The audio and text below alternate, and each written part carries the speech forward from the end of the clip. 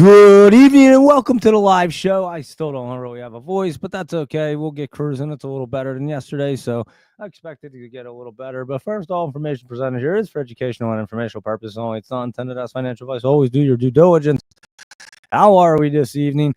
And again, my voice is still a little crazy, so don't mind that. It is getting a little better, trying to rest it. So I did not do a list today. I just wanted to go through things and see what was going on, sort of like last night. We don't have to tell a bunch of Vegas stories. We already did that. So we'll cruise right through, letting some people hop on here, and then we'll see what's going on. Howdy, Mr. Drawdown and everybody else. And you go get yourself a beer right there for this show because it's going to be a good one. As we start off, it looks like Trump says there's a ceasefire timeline for Iran and Israel, and that's in like 6 hours or something. So apparently it's going to be a regime change, and that's what it looks like we're going for right here. And that's what everybody wanted to see. And I'm telling you, the Iranians, they were definitely upset about what was going on in their country, and I believe way more than 70% were looking to have that change. So I don't think they're very upset about what was going on. You can see the market didn't care much, and I'll click right over to that. And here is, oh, I didn't pop that. Yeah, I definitely did that earlier. Where'd it go? Hold on, give me a second there. And there you go. It popped up. I don't know where it went. I definitely had it set up. But anyway, who cares? And the regime change is what we do best. You're not kidding, Luis Rodriguez. We definitely know how to go in there and put who we want in there. That's for sure. But it will be good economically because now you have an entire country that can do business with the U.S., and that will open up a lot of trade things. And oil prices will probably get cheaper. And it doesn't look like they're going to be shutting down that strait of Hormuz, like I was saying, or however you pronounce it. I don't know, but I was saying look for that last night, and I don't even think they got the opportunity to do it, to be honest with you. So that was good, and I don't think that's going to happen if you see a regime change. So that will be definitely a good thing. And also, I keep saying, just be vigilant, though, because I'm telling you, anything can happen. You know, they have them sleeper cells and other crazy things in this country, so you do have to be aware of that. And excuse me. So there you go. That's what's going on with that story. And oil extended a little bit more, and we'll go through and see what's going on. We'll kick it off right here with our SPY, our big caps. We'll look at that stuff first. We'll look at crypto. Crypto seems to be bouncing back. Bitcoin's at 105, Solana's at 143, Ethereum's at 2404 right there, and Ripple's back to 215. That was way down yesterday. As a matter of fact, let's do crypto first. I want to see crypto real quick. And let's take a look at it real quick, because that thing did bounce back. Remember, we said that could look like that bottom. I would say it looks a lot better right here. And crypto wants to get cruising, guys. So it didn't dip that much right there. And it does look pretty good to get set up. Ethereum's not looking bad there. Solana's not looking bad either. They are setting up, that's for sure. And Ripple was way down at like 202 the other day. Yesterday, as a matter of fact, what did it get down to? 190. And look at it right now. It's back up to 215-ish. So there you go at Ripple. Doge looks like it wants to come back up. Cardano doesn't look bad either. So they all have the exact same look. We do like when that happens. That means it's usually something good going on, or something's going on, but it looks good. And how about that Geos right here? Whoop, I don't even know what just happened to it. I thought I just clicked on it, but what is going on? I'm clicking on the damn thing. There you go. This thing went nutty, and we were looking at this the other day. So that thing absolutely went crazy. And what was the one, Luis Rodriguez, that you were talking about? HUM. And that one, what did I say yesterday? We just let it pull back a little while it sets up, and there you go. There's your little bit of pullback. See if it pulls back a little bit more. But there it did bounce up in the after. I was going to say it kind of looks good.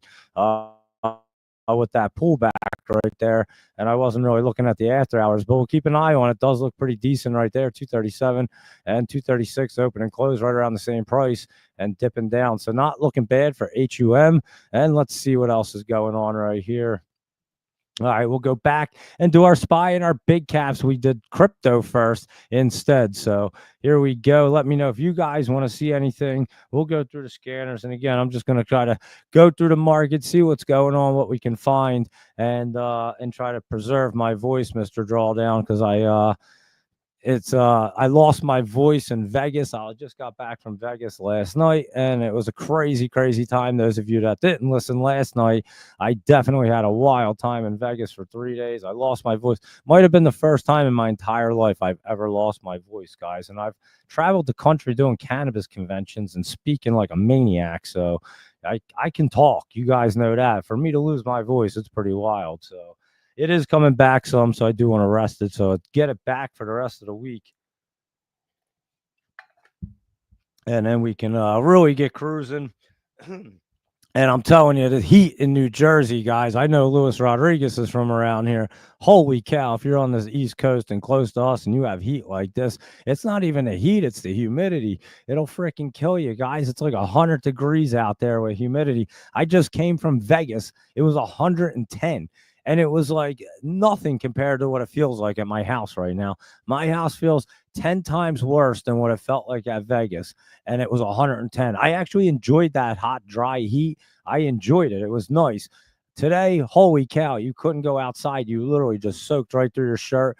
You just sweated like a mess. And I was trying to hook up the portable air conditioner and get everything finished up so I can get the new computer set up in there. So it was so hot. I was like passing out, guys. It was ridiculous. So I am going to get that finished up after the show when it's a little bit cooler and the sun's down. I am telling you, it was wild. It wasn't even so bad inside of the office shed without the air.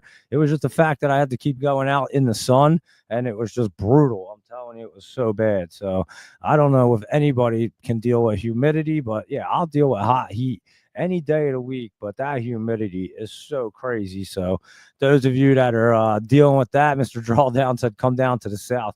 I'm telling you, it felt like the South here today. It's going to get hotter. Today was just the beginning. It's going to be hotter and hotter each day for about the next week. They're talking it's going to be like 103 with humidity around here. So it will definitely get you sick. Yeah, in and out will make you sick for sure. In and out of AC or anything. You either have to pick a spot. You're either staying in the shade outside or you're coming inside and not going outside. So it's rough. And I had to finish up a couple things. So I was running in and out. And yeah, it definitely got to me, guys. And I don't know anybody. I know our union guys that usually work outside, because I'd seen when I drove by where they're doing construction and all, them dudes were all in early, and they do it for a reason. I know I used to do it around here too. You start extra early and you get done around lunchtime because 1, 2 o'clock, I'm telling you, with the humidity and the heat, you will have way too many guys having heat stroke. It's just not worth having the guys out there work, even if it's a week long. It's not worth it. It doesn't happen that often like this. And when it does, you have to protect people because they will drop dead. And especially anybody that's not exactly in super physical good shape and even have any health issues, underlying issues, this heat will kill you. So it's crazy.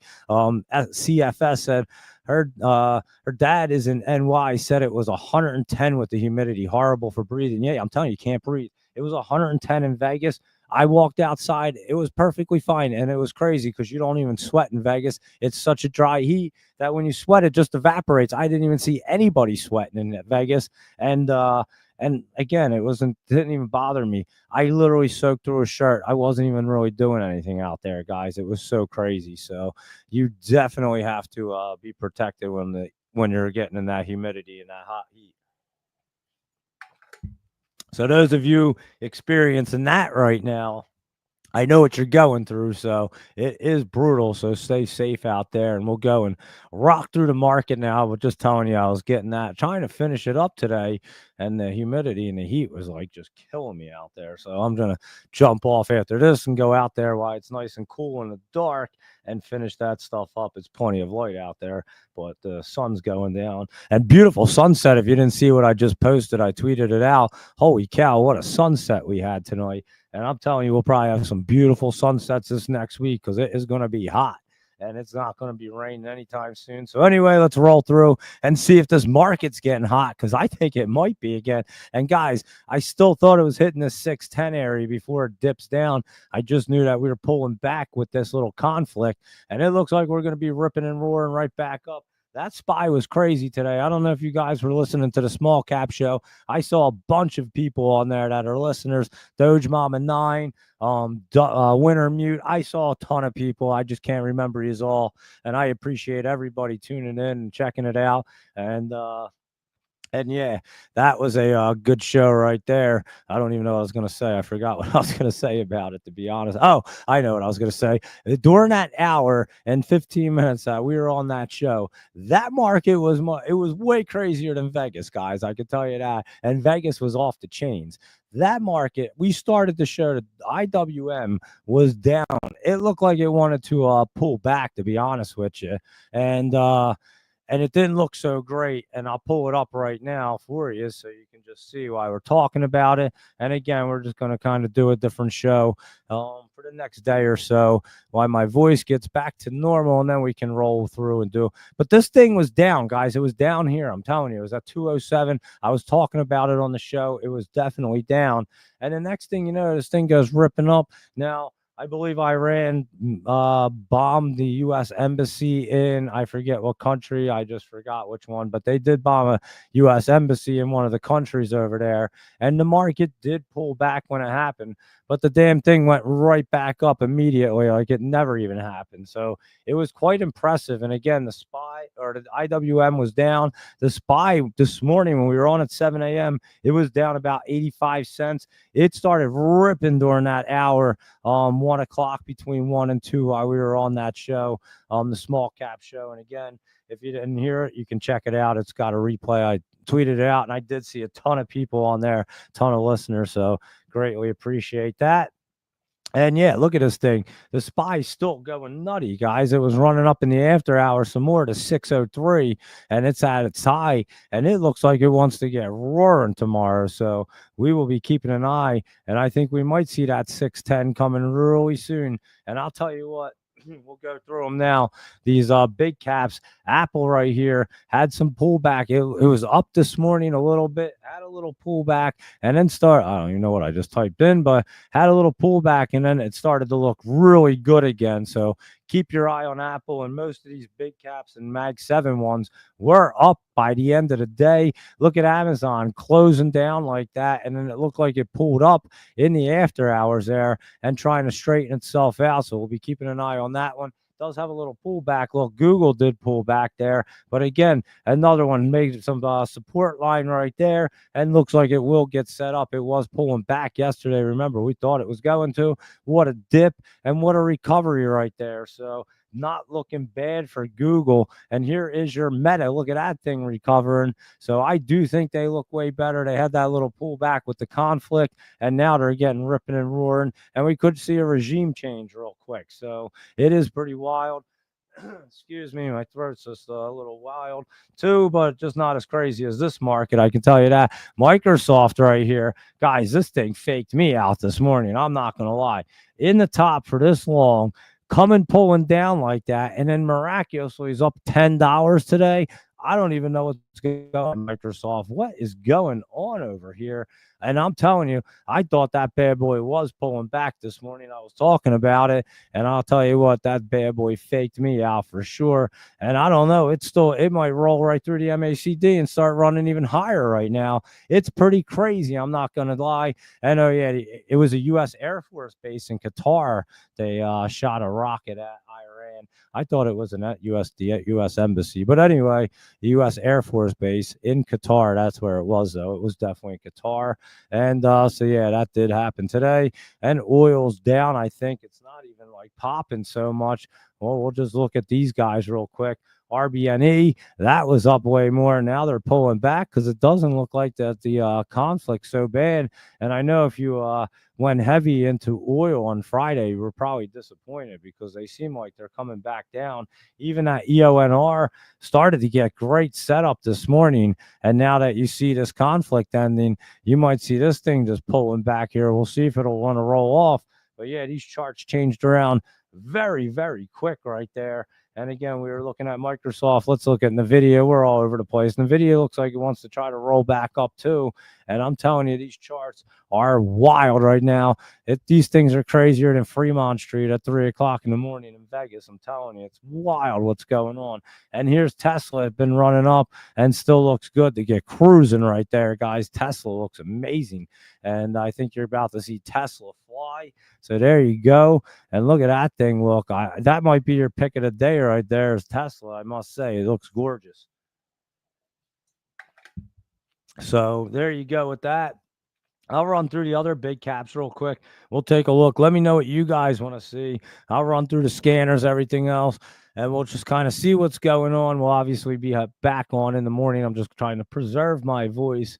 It is starting to feel better, so I'm hoping I can get it back in the next day or so, and it's back to normal. I've never honestly lost my voice, and I am. You guys know I can definitely talk, and so yeah.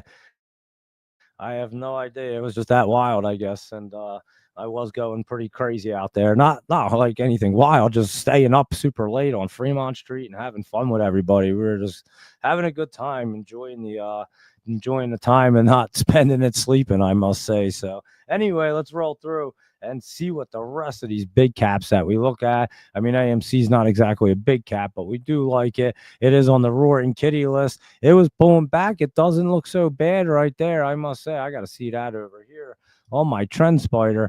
And yeah, I mean, you do look like you have some setup period, but it looks like it's going to be held up right there to keep it from dipping down too hard. And GameStop's been down there. Remember that big pullback, but it appears to be trying to set up. I don't know if it's ready to get blasting off, but you might get a little pop off as it's setting up again. And then you'll get some pullback and another setup there. So keep an eye on GameStop because it's not too bad there. And Chewy was up a little bit, and that actually looks pretty good to start running up there. Let's take a look at Chewy right here.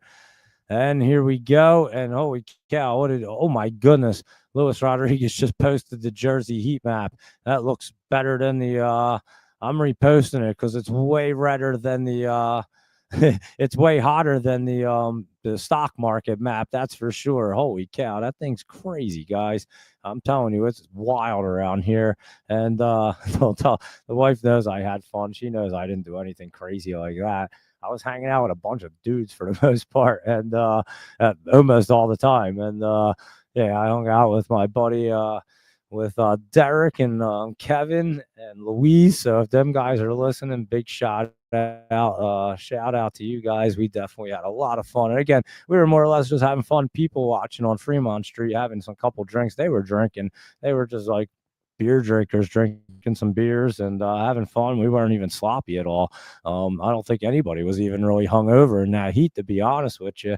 And so yeah, we were just having a good time, pacing ourselves, drinking water, and just having a good old time in Vegas. And yeah, but lack of sleep and I'm sure I did talk a lot. I talked to everybody, and a lot of people are asking a lot of great stock questions out there. Obviously, Rich from the Cavino and Rich show even mentioned it on the air the other day during COVID.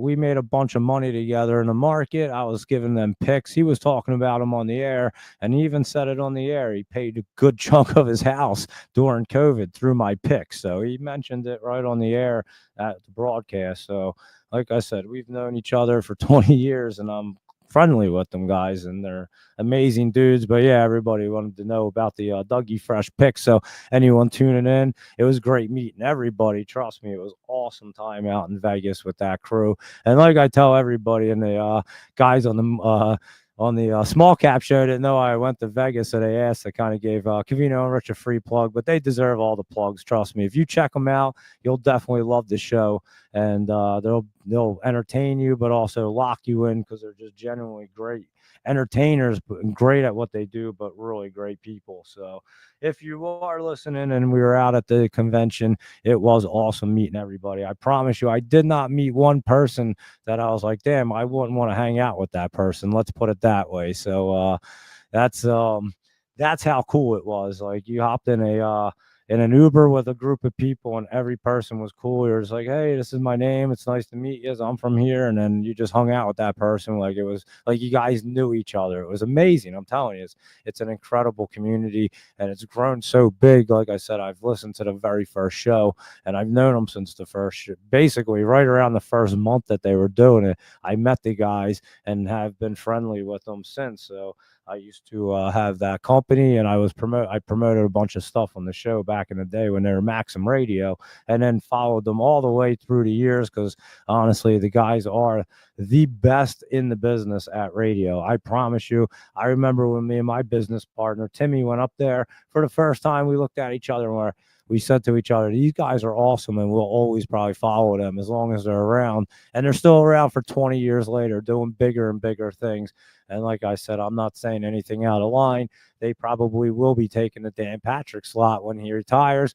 It's already out there. Rich already mentioned it, and I'm pretty sure Dan Patrick already mentioned that he has a timeline on his retirement. They fill in the show for Dan Patrick when he's not in. So they already do the show and that slot, and they are great at it. So if you're a sports fan and you listen to the show, check them guys out because you'll absolutely love them. And they do talk about entertainment and everything else on their Patreon thing. So another little plug for CNR, and I'll plug them any day of the week because, again, 20 years of amazing entertainment for me. But not only that, I have a very close friendship with them, and they've always been amazing people. So I can tell you that, knowing them for as long as their show's been around, they are the most humble people and super successful guys. And like I said, they know every person's name that went to the convention, and also like your background and like your family history and everything, because they genuinely care.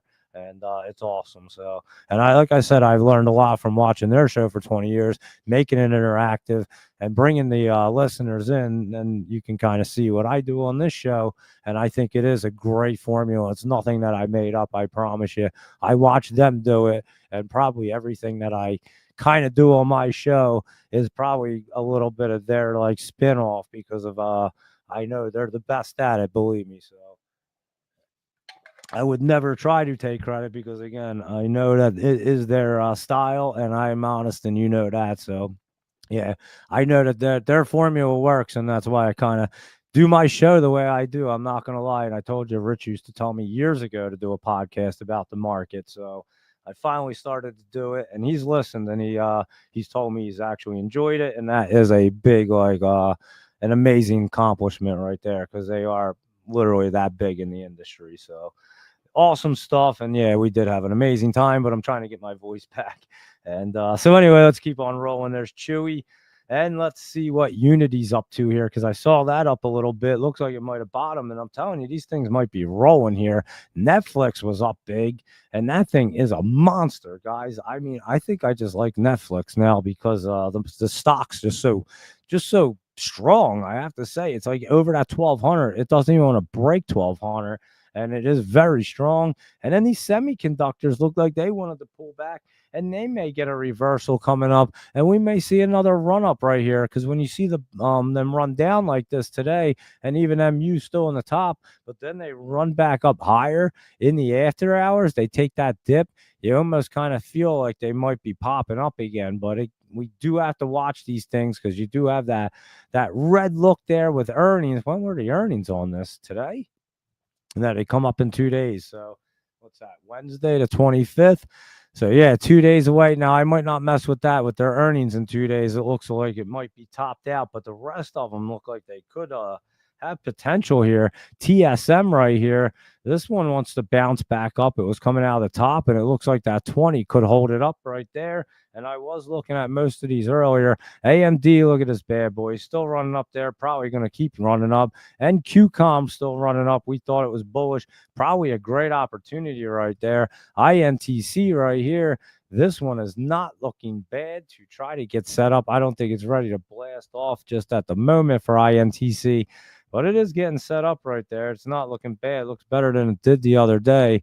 And I don't know what I added to PayPal, but PayPal is looking good today. I know that one went back up right there, and it was up, and PayPal was moving, and that's getting set up. So I have to say, guys, the market looks good. Snow's been at the top. It looked like that was going to come down, and now all of a sudden it's back up there again. So I'm telling you, it got really strong, and it looks like if there's a regime change, it's going to be really good. And Trump is just doing like almost everything, execute everything perfectly, and the market is just insane right now. And then again, who wants to argue about these rate cuts? I mean, does anyone get it? Because I mean, there's a conflict going on, and look at this market right here. I mean, Christ, we weren't even in a conflict during the Biden era, and we had inflation out the ass, and they were still cutting rates, and the economy was like the absolute worst you could ever imagine. It was a disaster, guys, and nobody ran the country. We know it. I said it for 4 years, and now everybody, we definitely know that was the case. But anyway, we already knew it beforehand.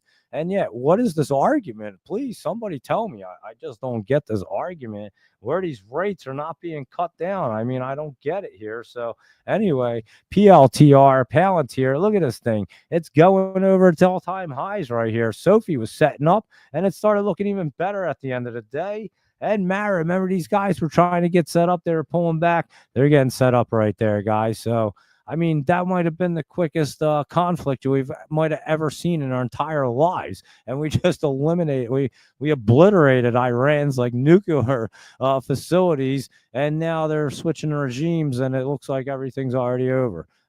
That's pretty wild, guys. Have you ever seen anything like that in your lives? I don't think I have. I'm 45. I don't think I've seen shit like that before. Riot looks like it could be pulling back. But again, all of these look like they want to change direction like tomorrow. So, right, look at it, just holding itself on the 20. It looks like it wants to pull back up again. So, yeah, it is pretty wild, guys. I'm not going to lie. MicroStrategy was down during the market hours and then just busted right up. And let's take a look at that CleanSpark because that was not looking bad in the after hours. Remember this setup? I'm telling you, might want to keep an eye on CleanSpark. And I'm going to say that this market's getting ready to rip and roar again. And we're about to see them all-time highs, guys, because I can't see that it's not about to do that right here. Coinbase looking pretty good to jump up some more. And, of course, our Robinhood was down a little bit. It's been in the top. I'll keep an eye on. I'm not sure if it's going to go up again like the rest of them, but I wouldn't be surprised if it tries to bounce up, but we'd have to make sure it wants to really curl up there. And your DJT coming down to that support line, and it's getting set up, guys. It somehow is looking really good. And this fun pulling back a little, and that looks like it might be getting a little fun happening. So let's see right here with PHUN is a little flat. Yeah, look at it sitting on the 50. Your 20 comes down, sets this bad boy up, and it's going to get running in the next week or so for PHUN. MTN right here, Val Resorts, that was up some. And this thing, remember I said it was getting bullish? It does look pretty good right there. So you might want to keep an eye on MTN and McDonald's right here. Remember we were talking about last night, watch for any more dips, and this thing's curling up. We tracked that bottom down. I kind of like McDonald's right now because it's an easy one to read. I think we knew it was pulling back, and now it looks like it's pulling up. So you keep an eye on McDonald's. Boeing was looking a little better right there. It's curling back up. It had dips, so we'll keep an eye on that. And SPCE, let's see what that one is up to.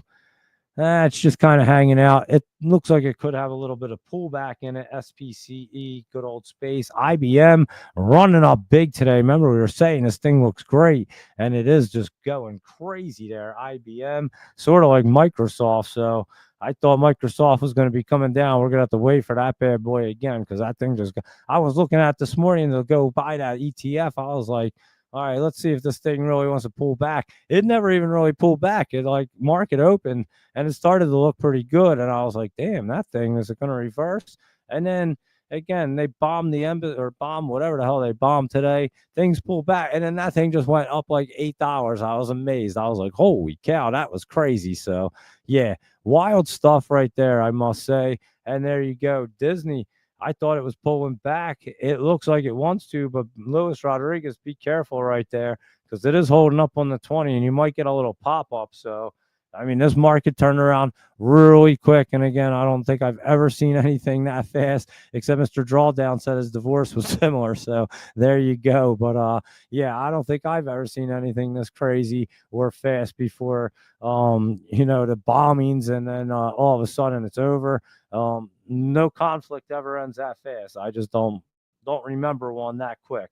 Anyway, Disney, Oxy, these guys were pulling back here, and they are still setting up, but we're keeping an eye on them to see when they're ready. ExxonMobil pulling back. So yeah, I think they eliminated everything, and we might be getting some cheap oil soon too, probably if they work on that stuff, because if they're going to have the regime change and they're going to be wanting to deal with America, we're getting oil cheap, especially if Trump just changed the regime for them.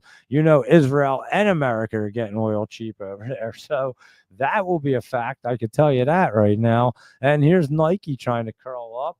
And let's see what that DXYZ to Destiny Tech 100 does not look bad. So that one could be a great opportunity. This one's run up pretty big before, and we'll keep an eye on it. So we'll run through, see what you guys want to see over here. And let's see what's going on with ABP. I saw a few people mention this. I didn't even look at it. AbPro Holdings. Let's see what it's doing here. It was running up, curling up, and actually does look good right there. ABP. So yeah, I would say keep an eye on that for tomorrow. What the heck do they do? A biotech company? They must have something going on, because that does look pretty good. I did see some people mention that Omar Ali. So what was it? ABP. I'll write that one down right there. And here we go. Let's see. Rocket Lab. Let's see what that's doing. Here's Rocket Lab, and that one's blasting off here, trying to get into the top, looking pretty good. RKLB. So yeah, look at that thing tomorrow to keep its momentum. Anyway, it looks pretty good, I must say. And let's see. CDTX, didn't that run up today pretty well? I know Laptop Travel is traveling. I posted out as laptop lowdowns, and again, we're just doing a little bit of a different show for the next day or so, just trying to preserve my voice as much as possible, I guess. And even though we still did like an hour and a half last night, still rolling, but my voice is feeling better. So I can obviously talk, but I'll try to limit as much as I can. So CDTX right here, that was blasting off. And Morning Crew, I'd be keeping an eye on that to keep some momentum right there. And that could definitely be popping up some more in the morning. And let's see. First, I'm going to continue to do the shows on the Luis Rodriguez asked when we can expect my first show from the new office. I'm going to continue to, I think Laptop Travel. I think I have that pretty confusing, because Laptop Travel asked me the same thing.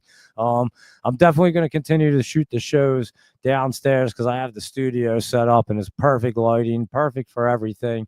I just can't work down here all day. I could do the shows because I'm not really trading anything, so I'm just kind of flying through and looking. But when it's time to really think about things, I don't know. I can't do it down here. I go out there, I'm perfectly fine. My head works fine, and so yeah, I'll still be doing the shows, same spot. So you'll still see this setup, and that will be the shows.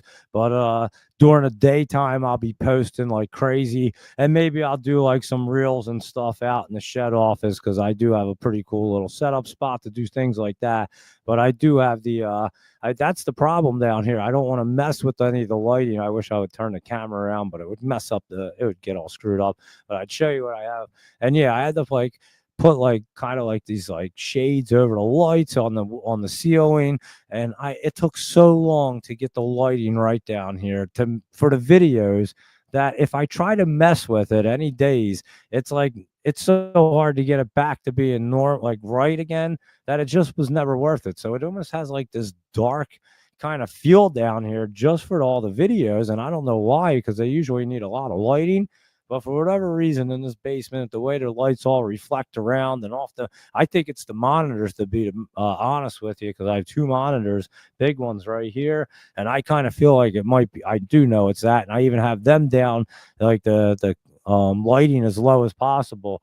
But yeah, the lighting gets all screwed up, and obviously I'm not a lighting engineer, so I just did the best I could with everything, and it took me months. I spent all kinds of money buying different lights, this, that. I could freaking have my own goddamn professional studio probably, and I don't use any of this stuff, and none of it would work down here. And I don't know if it was too small, it's just the way the lighting would bounce off.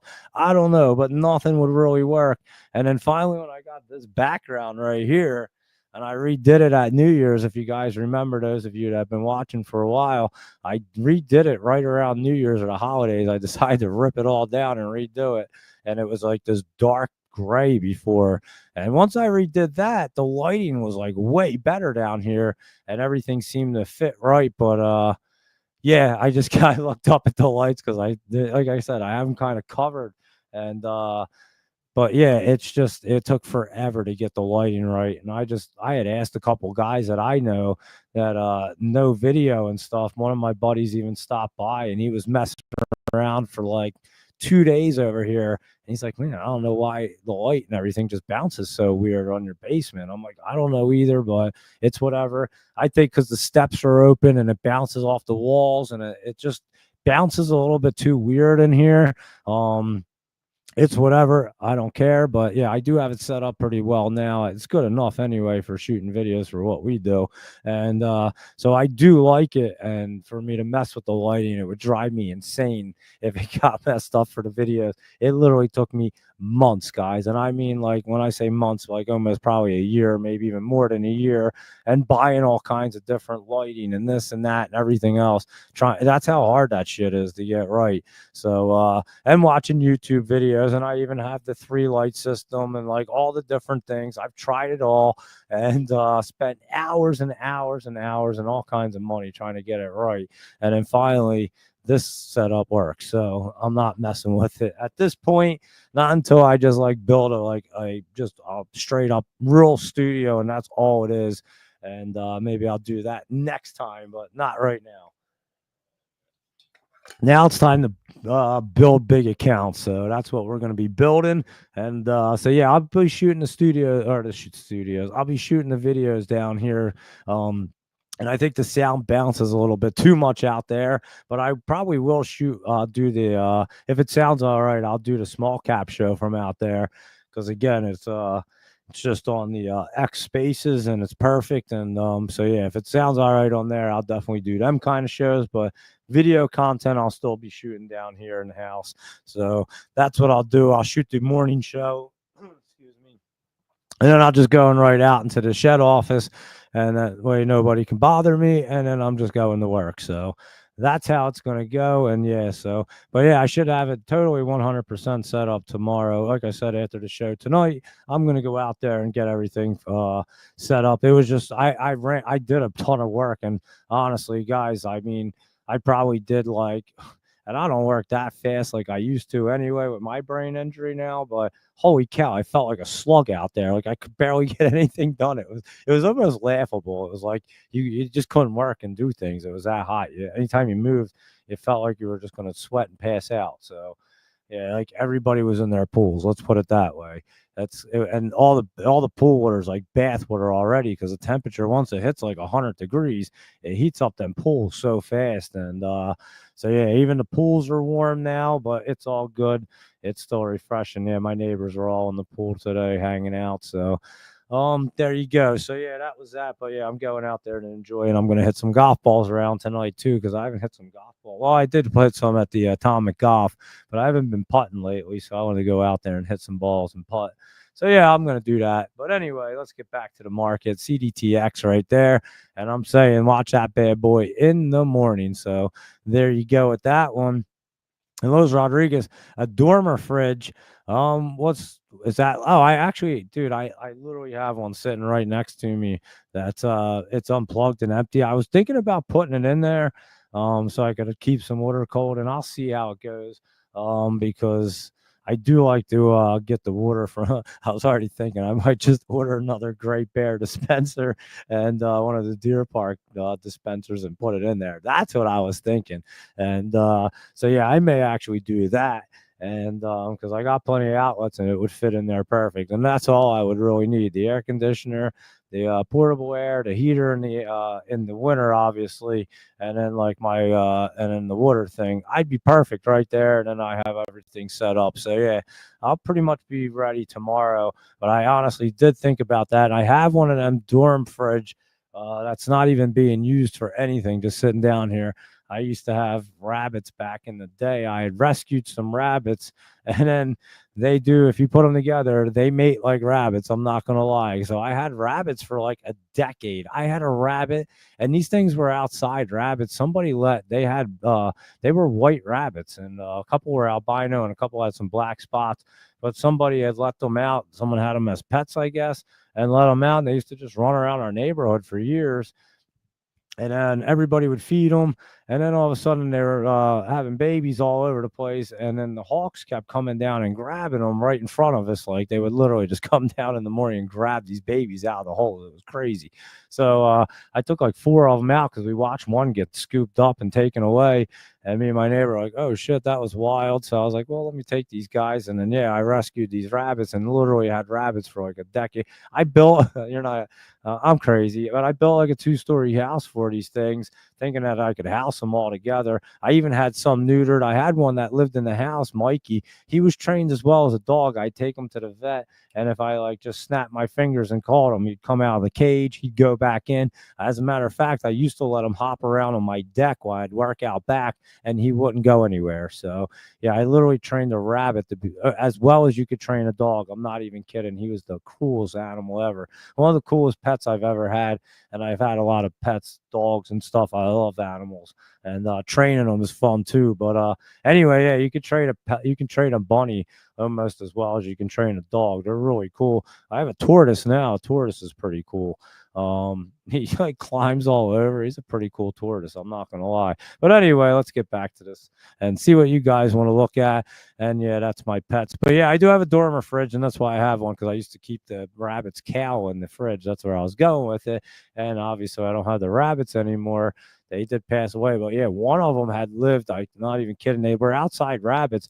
One lived almost a decade. It was crazy. And yeah, I built cages for all of them because I had to separate them. So then I had one in a double cage. He had the life, and then I built, like, I think I had like 5 other cages, like these 2-story cages that I built. They were really cool. And then after they passed, I donated all the cages down to Platts, one of the farms around here, and that guy rescues animals.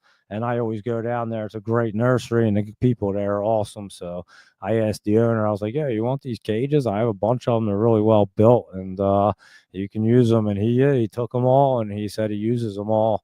And so there you go. That's that. And so yeah, this cage has got to get used. And the big cage, actually, my neighbor's daughter took it, and they had ducks, and and that was the duck house. So there you go.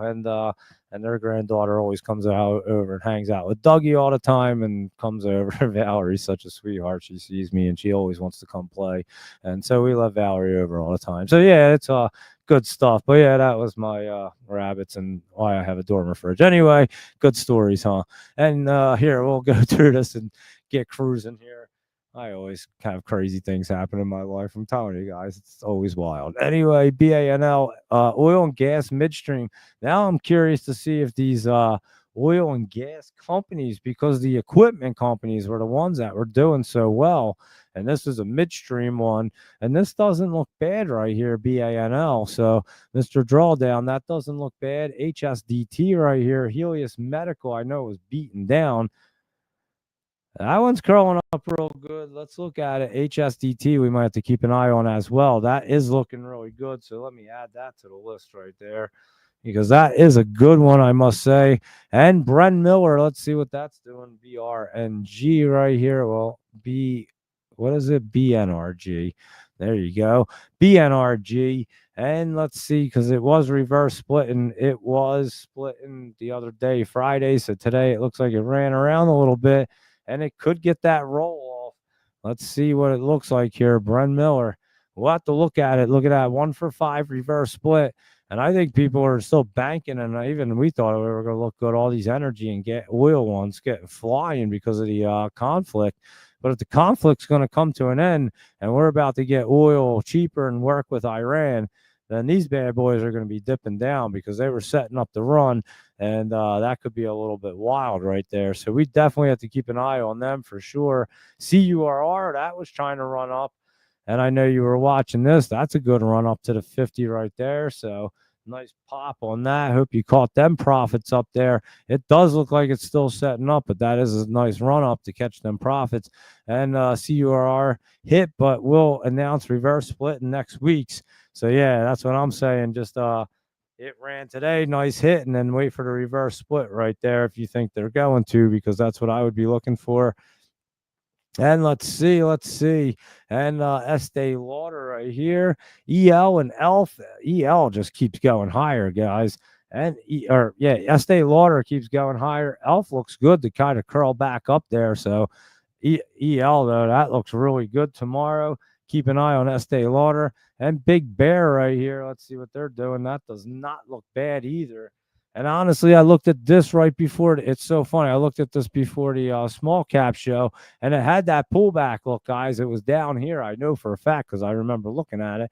And yeah, now it's ripping up there, looking way better. So I'm telling you, the swing of 1 hour today was crazy. So you could either played them and it was very volatile and you played the quick swings, or you just kind of sat out. I sat out on the sidelines to see what was going on.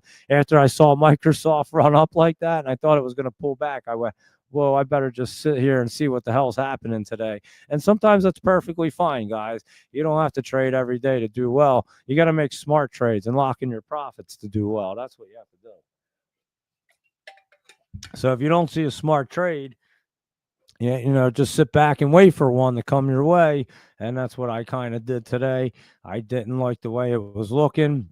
I thought it was getting thrown off. And again, 7 o'clock this morning, we look at it. And then at 9 a.m., it looks totally different. 1 o'clock, it was way different. It was just crazy all day, guys. It was a volatile, crazy market.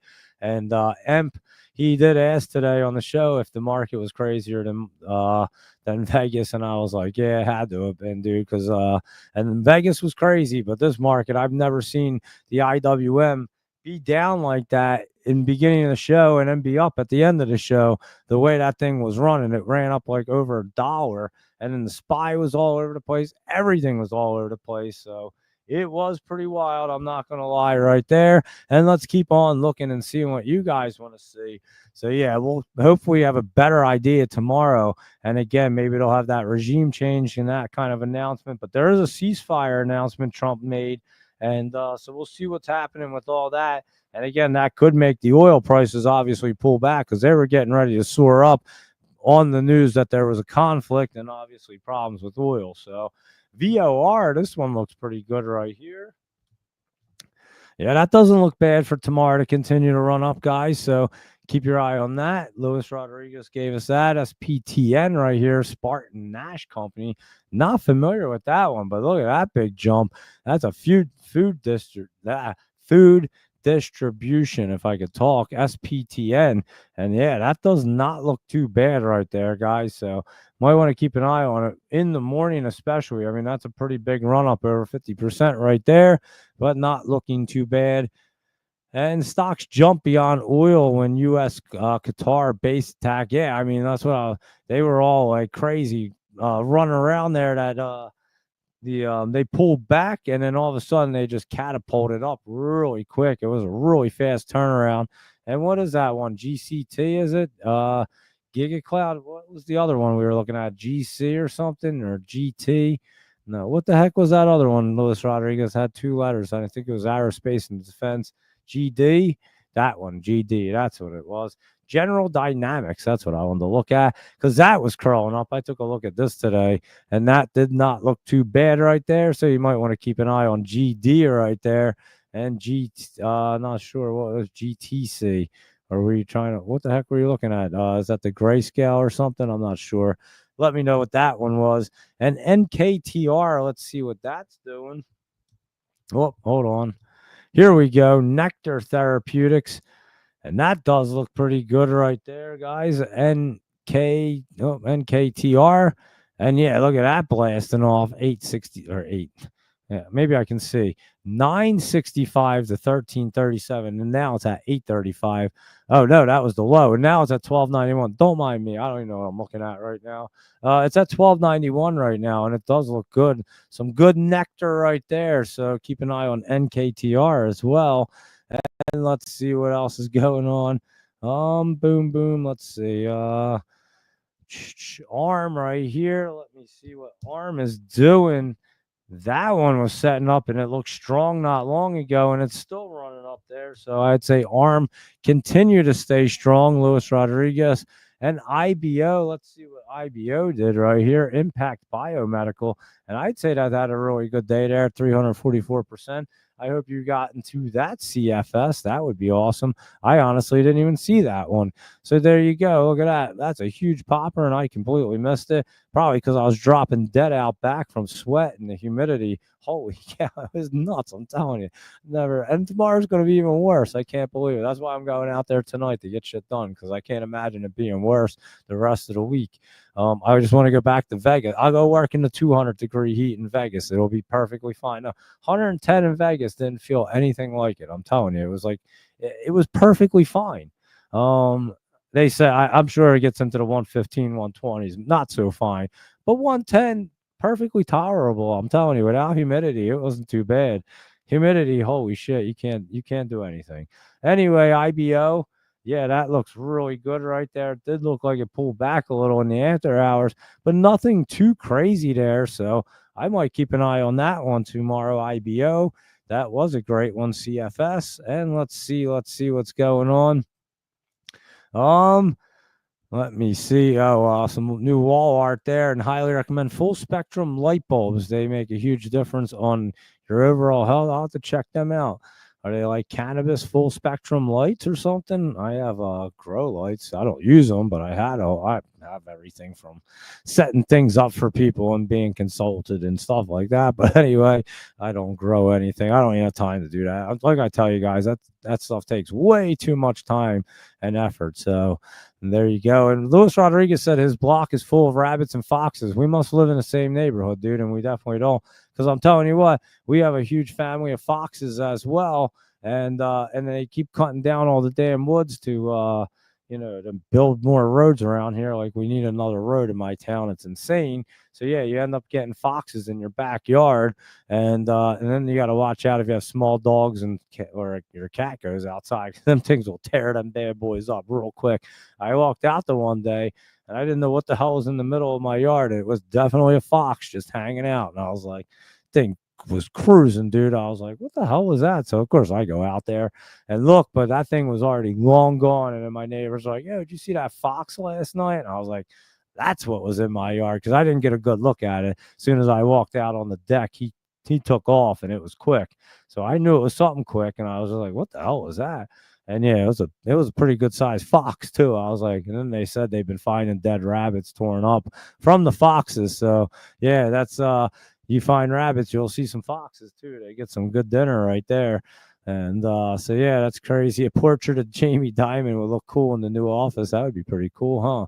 Maybe we'll have to do something like that. Maritime Fuel in the Asian region and BNRG. Oh yeah, we got to it at Brent Miller. All good. And let's see what else. Yeah, Brent Miller's an energy company. That's not exactly an oil company. It is an energy one, renewable energy. It did split. So, like I said, watch for it to try to roll off there. It could be a decent one right there. NGD we looked at, and that one's looking great right there. And let's see. What's that one? I don't know what you said there. I'm not sure what you were referring to here, Mr. Drawdown, but there you go. Let me know what you're referring to, because I'm not even sure what you were talking about for that. And IBIO. Let's see. IBIO is not a bad one. I've kept an eye on this one before. That one running up in the after hours, it says right there. Look at that. Remember, we were looking at this one before, IBIO, and that does look pretty good. So there you go. That looks way better in the after hours. So there you are. Ryan W. played IBIO and INDO most of the day. And both of them looked like they were a good run around Because look at INDO. I know that was running up and then came back down. So there you go. Ryan W. Very nice right there.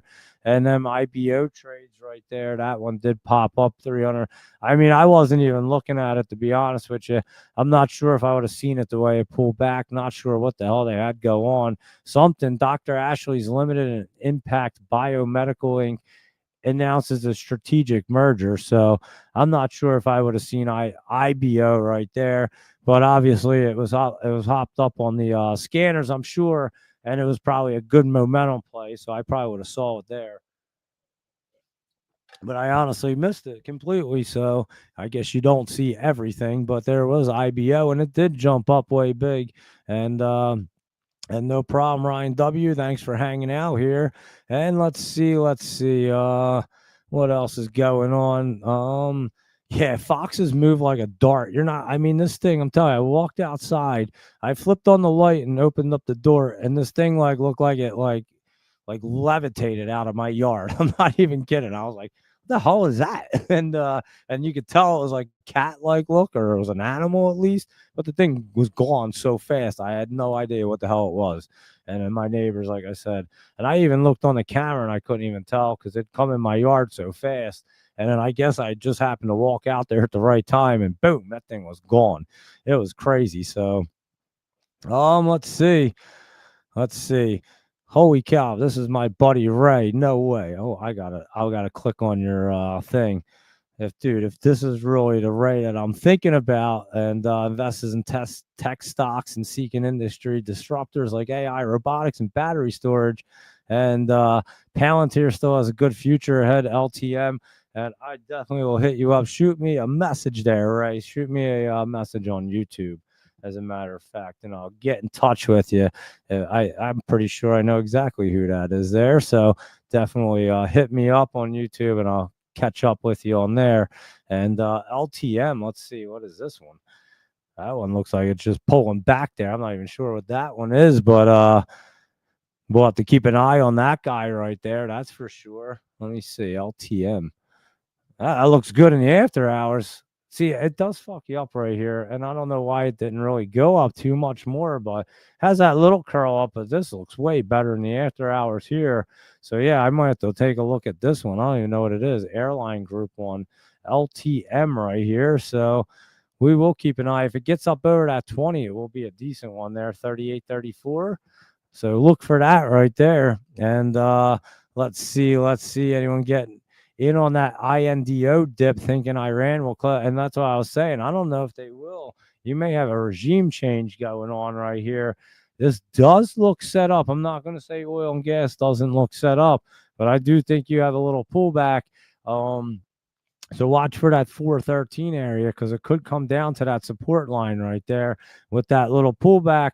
And again, the conflict seems to be kind of just shares rally, oil prices tumble as Trump announces Iran-Israel ceasefire. Stock futures jump as Trump says Israel, Iran agree to ceasefire. Oil extends slump as Trump announces ceasefire, Middle East. And stock futures rise after Trump says there's a ceasefire timeline for Iran-Israel conflict. And why oil plunged and stocks rallied after Iran's symbolic missile attack on Qatar. So there you go right there. And but yeah, I would say it's going to be an interesting morning tomorrow because again, we went out of today with a conflict happening, and now it seems like things are being resolved right there. And there's your IBO and CDTX running up, and that GEOS. But yeah, we had that conflict kind of getting resolved, possibly. We don't know exactly. Remember, we were looking at this V. Oh no, we weren't. We were looking at VEEE. But yeah, it's going to be completely interesting because this market looks like it wants to get ripping again. And that might have been the shortest lived conflict I've ever seen, especially when you're really dropping some major bombs out there. And it was getting intense. And then all of a sudden, it just gets kind of ended real fast like that. I mean, what war ends that quick? I mean, these guys were really going at it, and then we just kind of obliterated Iran, I guess. I guess they just don't stand a chance at this point. So there you go.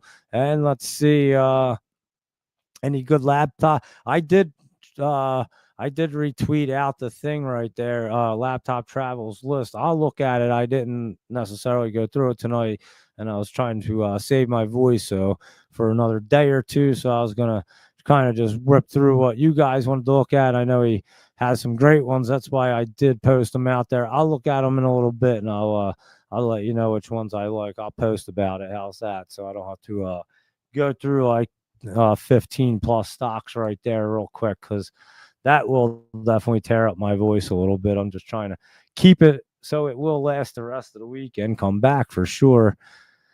And Wang and Lee right here didn't look too bad trying to curl up right there. We've been watching this thing try to jump up. It will have its day. Just going to wait for this 20 to show me what it wants to do. Let me look at it tomorrow morning. But it doesn't look terrible down there in the basement trying to roll up there. So STX Confidential. Remind me tomorrow morning. I'll check that bad boy out for you, and we'll see if it's ready to get out of the basement right there. And Fed Chair Powell speaks on Capitol Hill this week with politics front and center. So he is speaking, and what does this even say right here? I'll post it out. You guys can take a look at it. Isn't he like testifying or something? I don't even know why, but he is. The Federal Reserve Chair Powell, holy cow, Chair Jerome Powell heads to Capitol Hill this week with testimony to Congress kicking off Tuesday morning as Powell presents the Fed's monetary policy report, and then multiple White House officials have cranked up the heat on Powell to start lowering rates. Oh, wait, that's weird. Who's been saying that for a while? And he's now faced with two key Fed officials who have spoken out to say they could favor a cut in July. So there you go. And again, there is no argument, guys. I promise you, you guys know I'm pretty accurate with things. And there's zero argument. There's as much argument as there is arguing with me about what I said when Trump assassination attempt happened. And we nailed that almost to the day. And I don't know anybody else that said anything remotely close to what I've even mentioned then. And yeah, I'm telling you right now, there is absolutely zero argument to lower the rates. I promise you guys.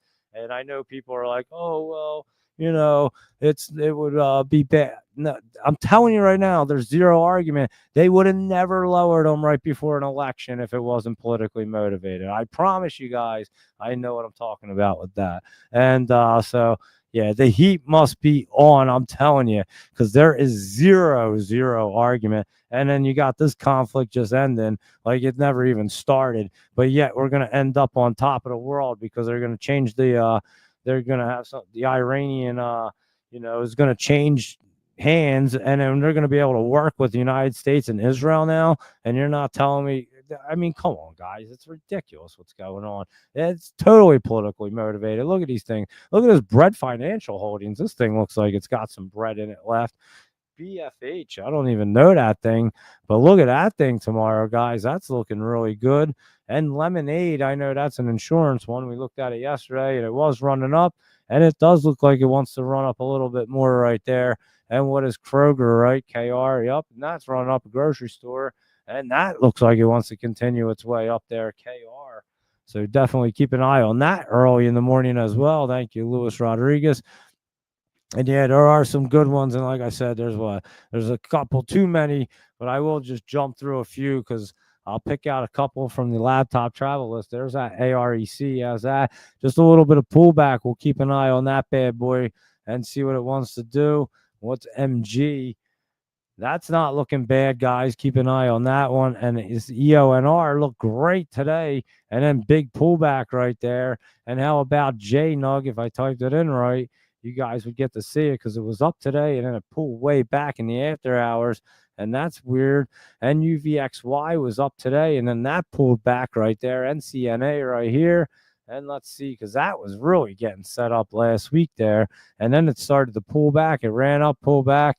And I think we're going to have to see if that one wants to roll off there. And if it does, it's going to be a great opportunity coming up. So definitely keeping an eye on that one right there. And we'll look at one more off the laptop travel list. I did tweet them out so you can keep an eye. And that one's just kind of pulling back a little bit. Looks like it might have been trying to rebound in the after hours, BWMX.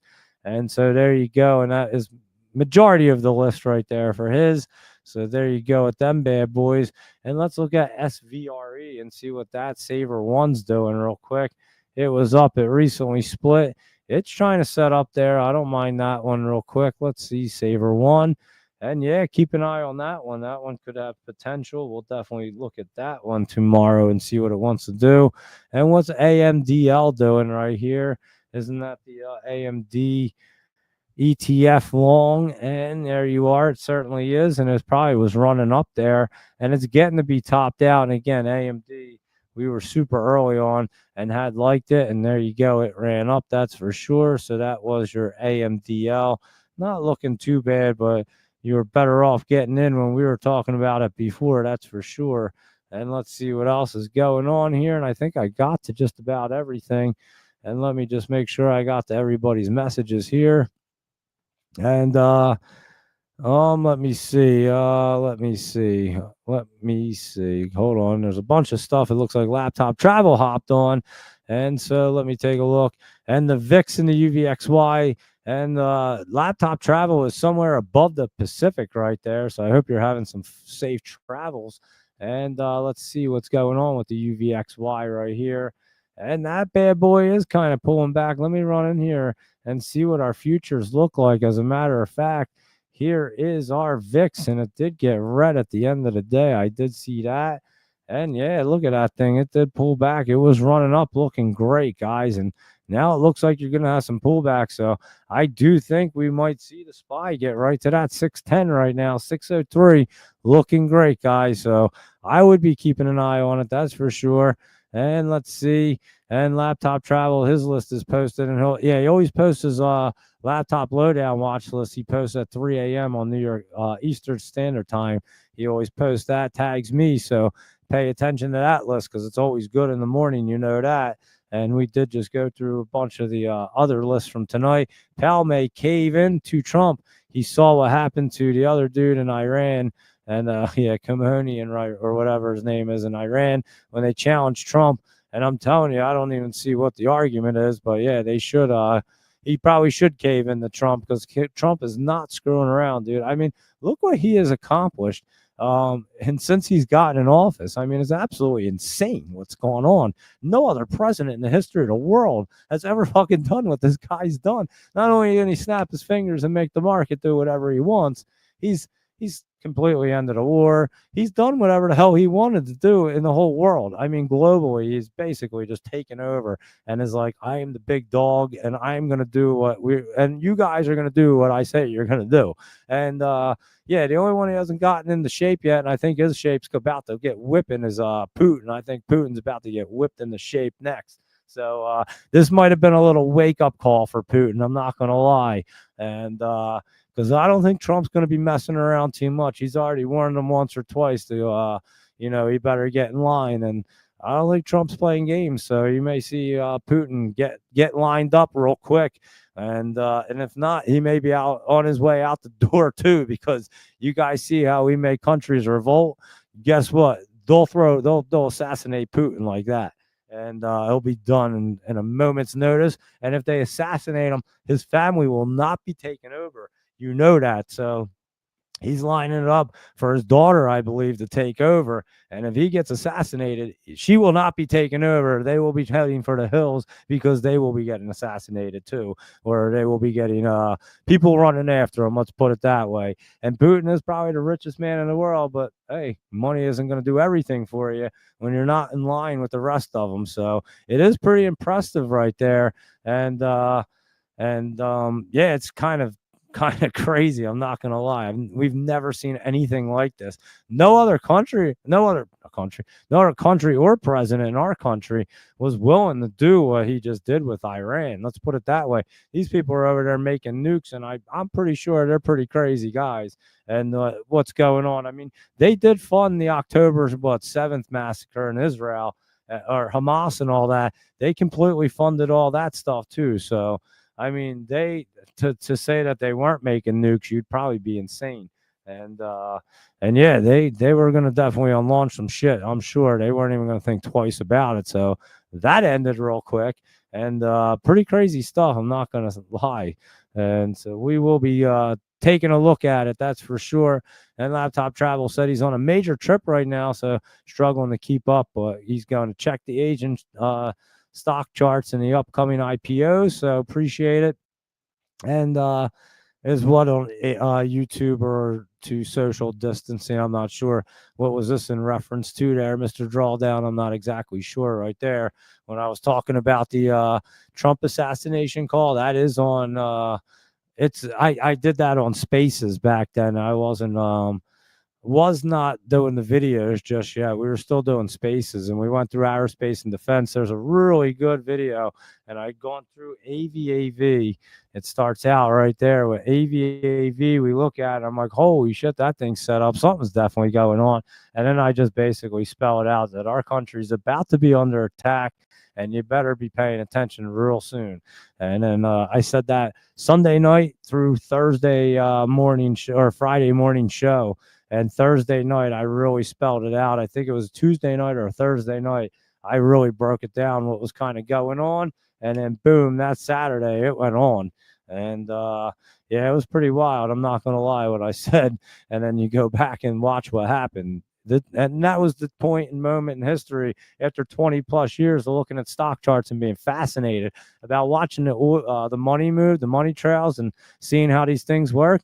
I promise you, because I said it that day, that was the day I was 100% convinced that, well, the money trail and the stock charts always know what's going on ahead of time, but the money definitely knew what was going on during that assassination attempt, and it was completely an inside job. I mean, there was no doubt in my mind that was going on. Again, they were going to shut the banking system down, guys, and I had pointed that out like a month prior to this all happening, and then you had CrowdStrike, whatever their name is, CRWS or whatever it is. Remember, 3 days after the attempt, the banking system failed. They could not reset it fast enough. They pushed it back 3 days. It was already set up to happen that night. You were going to go to your Mac machine. The banking system was going to be shut down. And I'm telling you, I bet they would have lit the White House on fire just to make a question, like just to make a, make it really intense. And the country was going to go into a civil war.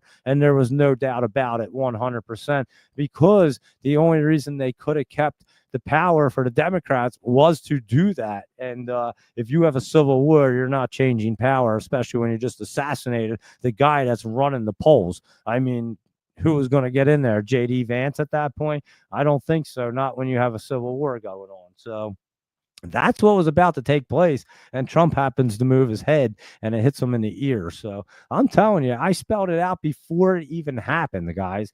And I know, Hunter, I said I'd go to Supreme Court. I'll testify. Anyone ever wanted to ask me about it, I spelled it out. There was no questioning on what I saw. The stock chart spelled it all out completely. So you can go back and listen to what I said that week prior to it, and I was dead on the money with that bad boy. And our country was under attack. I mean, I said it, and that's exactly what happened days later. It was wild.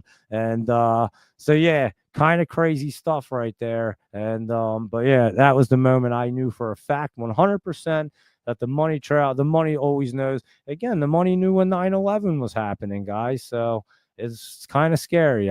But that was absolutely mind-boggling with the whole Trump assassination. I literally called it out exactly the way it was going down. And then, of course, the banking system was, once I had seen what was going on, and then the CrowdStrike happened 3 days later, it was no question in my mind, because the month before, I kept saying, this banking system setting up something really weird's going on here. And you guys remember it, I know. So it was crazy, I'm telling you. And that's what we do on the show. That's why we try to pick out the patterns and stuff and go through sectors, because you can literally see what's about to happen. And again, this war, this conflict, we'll just call it. I don't even know if you really call it a war, because it literally just they just like bombed them, and then it was over. I mean, it was kind of crazy. Never seen anything like it before, and now you're about to see a regime change. So pretty wild stuff. I'm not gonna lie. Some shit we've never seen before. I must say that. So here we go. And AMD is like the little train that can, and it keeps on going. That's for sure. Luis Rodriguez says he don't know if he does trust this rally, but like I said, I'm watching it to run up to that 610, Luis Rodriguez, and then I think we might see a dip. So I do strongly believe that SPY is going to get to them all-time highs there. I'm just not sure why. And but I guess because of this conflict's going to be over and all that, and possibly they'll be announcing that they're working with Iran and they're going to be buying our products very soon, and that will make the market run up big time. So I mean, they have a huge demographic over there, and that is kind of a huge deal. So BANL, this is that oil and gas midstream. It is not looking bad right there. So I'll keep an eye on that in the morning. That looks pretty healthy first thing in the morning. Powell's reluctance is or un-American. I agree. It's again, they were willing to drop the rates right before the election, guys. I mean, that does not make much sense when you had inflation soaring the way it was. I mean, our eggs, do you guys remember what eggs cost back then? I mean, it was cheaper to go buy eggs on the street from somebody that had a chicken than go buy your weed on the street. It was crazy. I mean, people were going to the dispensary to buy their weed and going on the street to buy their eggs. I mean, it was that crazy back then that your eggs were costing like $10, $12 a dozen. They're nowhere near that right now. Everything was up back then, and I don't think anybody remembers what even happened 6 months before. Like I say, everyone's mind so fast, everything moves so fast, people just forget everything no matter what it is. And yeah, I just don't get what the issue is. I didn't get it last month, and look where the market is now. So just doesn't make any sense to me. But I think there's a major pressure. I mean, I don't see the argument at this point. And let's see. I never heard news about Putin and Iran FM meeting. Yeah, they were, and I'm sure, let's put it this way, Putin was probably pushing Iran to do some crazy shit. I'm sure they definitely give them missiles and stuff like that, and they work with them. So look, Russia couldn't beat Ukraine, guys. I mean, the bottom line is Russia's like decimated too. They have nothing over there. I mean, it's crazy what goes on. All their warships got sunk. They lost like hundreds of thousands of soldiers. They don't have many tanks left. They don't have much ammunition. They basically got run down by a little tiny country called Ukraine. How are they ever going to mess with a country like the U.S. when we're just going to fly over them and level them like we did to Iran? I mean, it doesn't even make sense. So I think Putin's about to get backed into the corner right now. Like I said, I think it was just a wake-up call, and I have a feeling you're about to see some Trump tweets coming out towards Putin. So you might want to mark them words, because I think Putin's fucking next.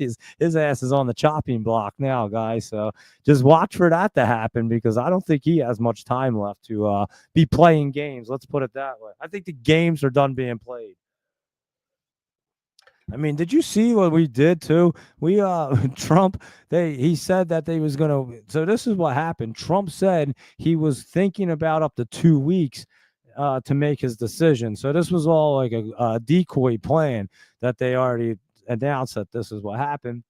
And then they put all the bombers, and we had known that they were getting flying out. So they just flew everything out, but they flew them all out a different way. And then they came in the exact opposite way that Iran would even be looking for anything, and then just decimated them. So they couldn't even pick up any of our jets on the radar, because they had already messed with their radars, throwing the other jets out there. And then these guys just come in. They were completely undetected, guys. They had no idea that we were even in their airspace and leveling the country. I hope that never happens to us, to be honest with you. Our airspace guys, aerospace and defense, better be way better than that. I'm telling you now. And I believe Trump is trying to make that a way better thing as well, trying to get like a kind of golden dome sort of thing, or iron dome kind of thing like Israel. But yeah, you definitely can't be letting that shit happen. We completely faked out everything. And again, Israel bombed a lot of their stuff, so they didn't have the best equipment going on in right at that point. And then we just came in and leveled everything else that was there. And then Israel lobbied some more bombs over and leveled the rest of it. It was insane, guys. I mean, they couldn't even figure out what was happening. And when you can do that, what do you think Russia's going to do? Do you think Russia can handle something like that? Because I don't think Russia can handle anything. They couldn't handle Ukraine. So, yeah, I think Putin's sitting there twiddling his thumbs going, my time is definitely going to be coming to an end. He's just waiting for the Trump tweets, I bet, because he don't have much time, guys. I'm telling you right now. And if he even thinks that he's going to lobby a bomb at anybody at this point, he's going to get blown off the face of the map. And Trump, I'm sure, probably will tell him, yo, you even think about it, I'll tell you, he's going to just blow Moscow right off. They won't even exist. So that'll be their choice at that point, because I don't think there's any games being played at this point now. And the bombers are out, and they got plenty of ammo to be dropping bombs. You think they're going to stop when Trump knows he can snap his fingers and get done whatever needs to be done? It's getting done now, guys. So just remember that. I think Putin's time is definitely ticking right here, and he's going to be the next one on the list. So, and I think honestly, China, I think, is just going to get in line because they don't want problems. They want to do business with the U.S. They know it's in their best interest. And again, I've explained before, they can obviously wait it out the 3 years until Trump's done, and they can screw their people. They don't care, but it's not in their best interest to do it that way. And Trump's making it in the best interest for them to work with us. So he's trying to do it and make us work together. And that obviously makes things a lot better because you can have a little more peace when you're dealing business together. You can kind of talk a little more peace and be on the same line. Will they always want to be spying and doing shit to us? Of course. But will it make tensions a little less? Yeah, it will, because we're doing business with them. So that's the end of the day. You want that to happen. And again, I don't think China doesn't want that to happen because it's in their best interest. We do. They export a lot of shit. Let's put it that way. And we're one of the big consumers that they export to, obviously, because look at everything you own. It probably says made in China. So that does happen. And let's see what else is going on. Let's see. RG72 said, amen. You're exactly right. Mr. Drawdown said, I knew it was happening.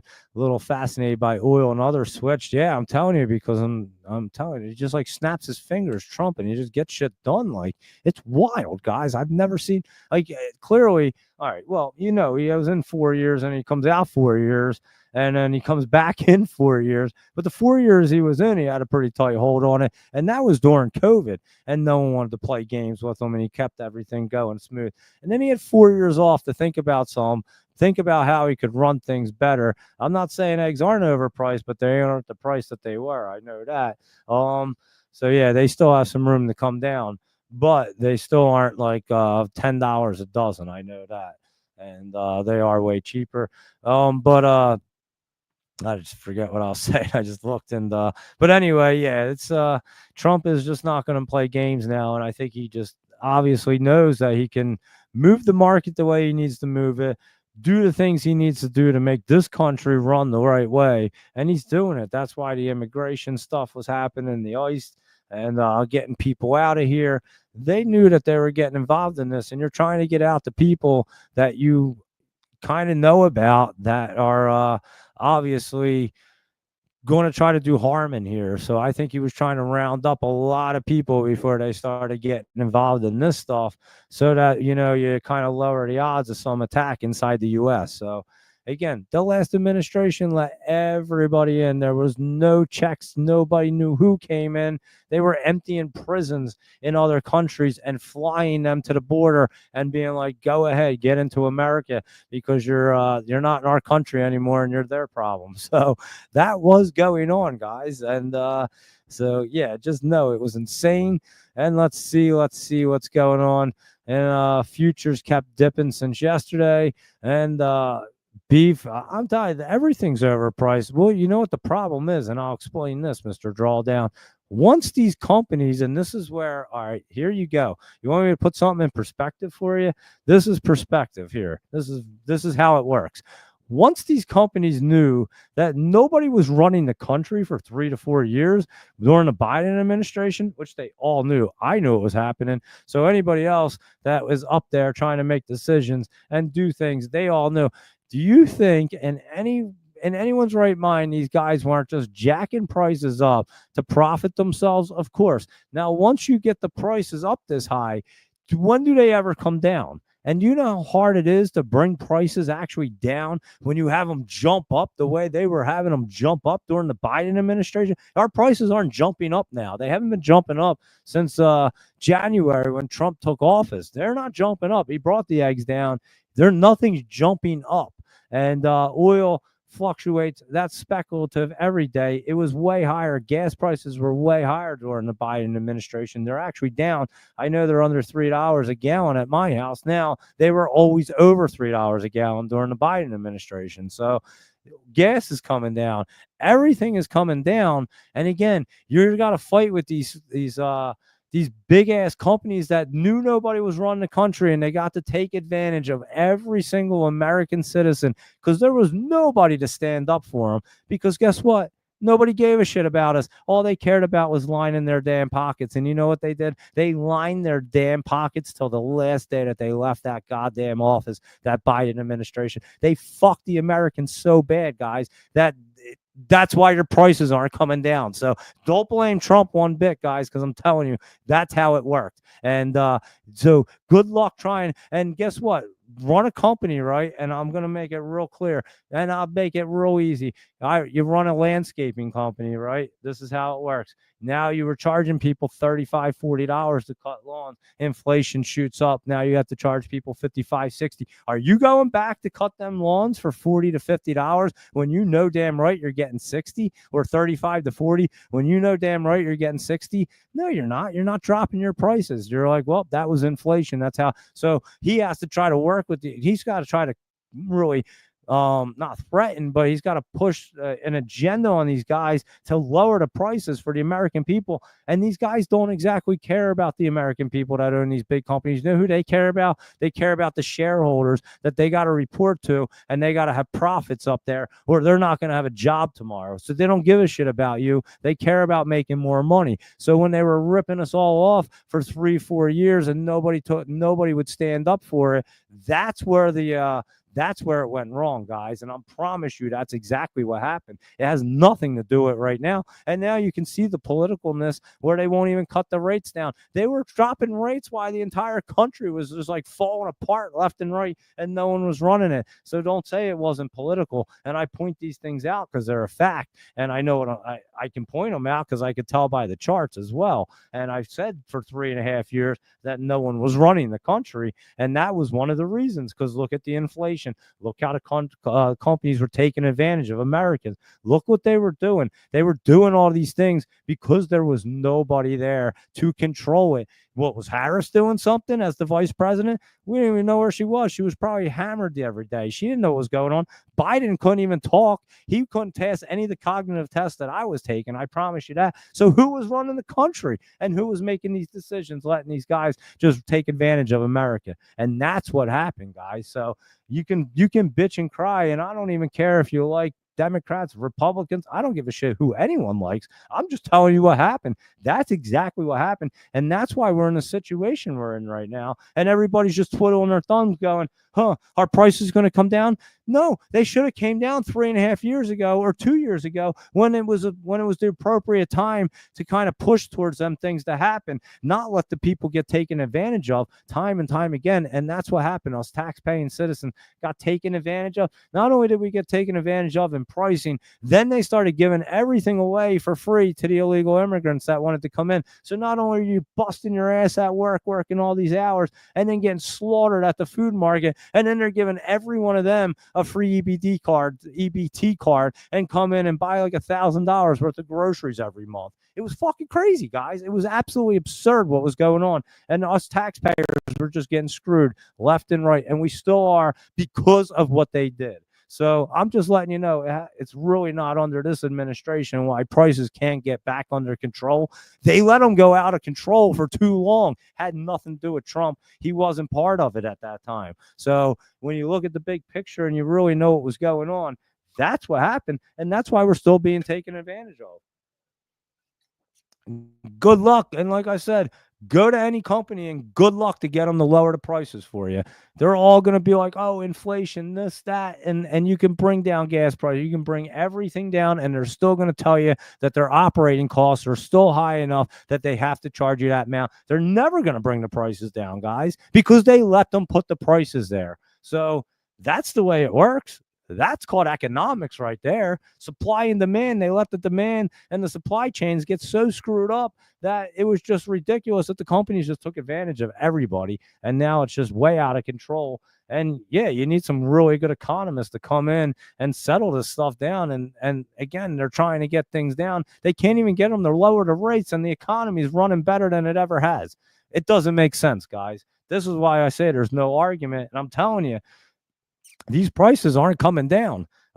He's keeping them stable for us, but he can't get them to come down. How do you get them to come down? Go get the egg companies to bring the prices down. You know how hard that is? He got them to stop raising them. When he came in, he got them to stop raising them. They were still raising the prices. And he said he did this whole egg thing. Look it up. And they got him to stop raising the prices and bring them down a little bit. And that's as best as he could do. And again, they already had Biden by the balls. They were like, "That shit, we're putting the eggs at $10 a dozen. Good luck bringing that down." And he didn't bring them down ever. So that's what happened, guys. It got completely out of control, and now these guys aren't bringing prices down ever. I mean, maybe we may see like something crazy happen if we do get a bunch of tariff money or something like that. They can reduce the debt. They can actually start doing things like a normal country, maybe lower the rates, and we can finance some money cheaper and then pay off some of this debt and put ourselves in some better situations, invest the money better. Maybe they can get these companies to bring the prices down, because then they can kind of offer them not kickbacks, but incentives to bring the prices down. But at the moment, guys, they took advantage of the government so bad in that administration that it's out of his hands at this point, guys. And it's not even his problem. It wasn't his problem to begin with. It was the last administration that did it. So that's what bothers me about when people complain about shit going on now. They don't even realize that all this was happening for 3.5 years and no one was running the country to stand up for us. So that's what the problem is. So I just got to make that clear. And yeah, I do agree. Eggs, everything is completely overpriced. 100%. It's completely insane. No disagreement with that. But I'm not saying the prices are going any higher at this moment. They definitely are. As a matter of fact, when I was in Vegas, guys, I thought the prices like to go out and do like eat and stuff were just as normal as I was in New Jersey, and I was in a casino. So I didn't find the prices that jacked up. They seem pretty normal to me. And when you go to a casino in Las Vegas or any like thing like that, these prices should seem like outrageous to you. Like, holy shit, I'm paying this. I didn't even flinch. It didn't even seem like it was even overcharged, because again, everything is so overcharged from being so super high up for the last few years. So that's what you're looking at. And yeah, hopefully they can get these prices down. But right now, I don't even think it's in the cards, guys. I don't think he's he's trying, but again, you need the rates to get worked out, and that's why I talk about the rates all the time. Until we can get that, and really they can get the money and get better financing on it, we can't do anything. They financed so much money during COVID, and these 5-year loans are up right now. What the hell are we going to do? I mean, we're like practically and completely in debt to China and these other countries because we borrowed so much money and we didn't need to. It was ridiculous. So it was just out of control. And then you see some of the spending that the Biden administration was doing, and it wasn't for anything good. They were just giving money away, like, a couple $100 million here, a couple $100 million there, for just complete nonsense. So them couple $100 million add up to a lot, and they could have done some good too. So you had a lot of stuff going on. But yeah, I don't find that the prices are going up now. And I 100% believe that the price gouging came from the last minute. I not that I believe. I'm telling you for a fact that's what happened. And that's exactly what happened. Let's look at this GIBO, because it is up in the after hours. So yeah, again, I don't think that they have any shot in hell to get the prices down at this point. So yeah, when people complain about it, and I've heard other people that are obviously not, and I don't care who anyone likes, just call it the way it is. But people that are obviously not fans of Trump, they go, oh, well, things are so expensive. And you look at them and go, Are you fucking out of your mind? Like, you don't even understand why things are expensive. You literally just threw your own party right under the bus by saying that. And if you try to explain it to somebody, they have no idea what you're talking about, and they look at you like you're retarded. And I'm like, well, clearly you have no clue what's going on in this world. So yeah, just keep passing along fake information, because that's what you're doing. And yeah, I've heard multiple people talk about it. And again, my sister's best friend's out of her fucking mind on Facebook, and I don't argue with her, but I like to post the facts for them. And she writes the most retarded things I've ever seen that are just so fake. It doesn't even make sense that it could be real. And you look at these, like, where they get them from, and you're like, holy shit, these websites are crazy. So yeah, if anyone had a goddamn brain in their head, they would know that the prices were getting jacked up from the last administration, not right now. So yeah, it had nothing to do with now. And they ain't coming down because of the last administration. So that's what's happening. And Luis Rodriguez was saying, he was telling Laptop Trump's word is good until he changes his mind, which happens often. It is good until he changes his mind. But guess what? He changes his mind for a reason, because sometimes he's trying to keep people, other countries, on his toes. And then you don't even know what this guy's up to. I think he just throws shit out there to throw people off. And then all of a sudden, behind the closed doors, they got shit getting done. He's one of a kind. I'm not going to lie. And I do think him having a near-death experience will probably make you a little changed, like I told you when it happened. And yeah, the guy's on fire, guys. I mean, he's al fuego right now. Everything he does is just like the right move, it seems like. Even when the market dipped, it was the right move. It popped right back up. So I don't understand where anybody can really argue when you look at the economics of what's going on. Whether you like them or not, I don't care. I'm not even the biggest fan of them, to be honest with you. I could care less. I just want our country to run right, us to be safe, our country run right, and us not to get taken advantage of. I don't think it's that much to ask for. So if he's willing to provide that for us, I'm all on board. And so yeah, I don't think it's a no-brainer. I mean, the dude has it under control. So here we go. Let's keep on cruising through.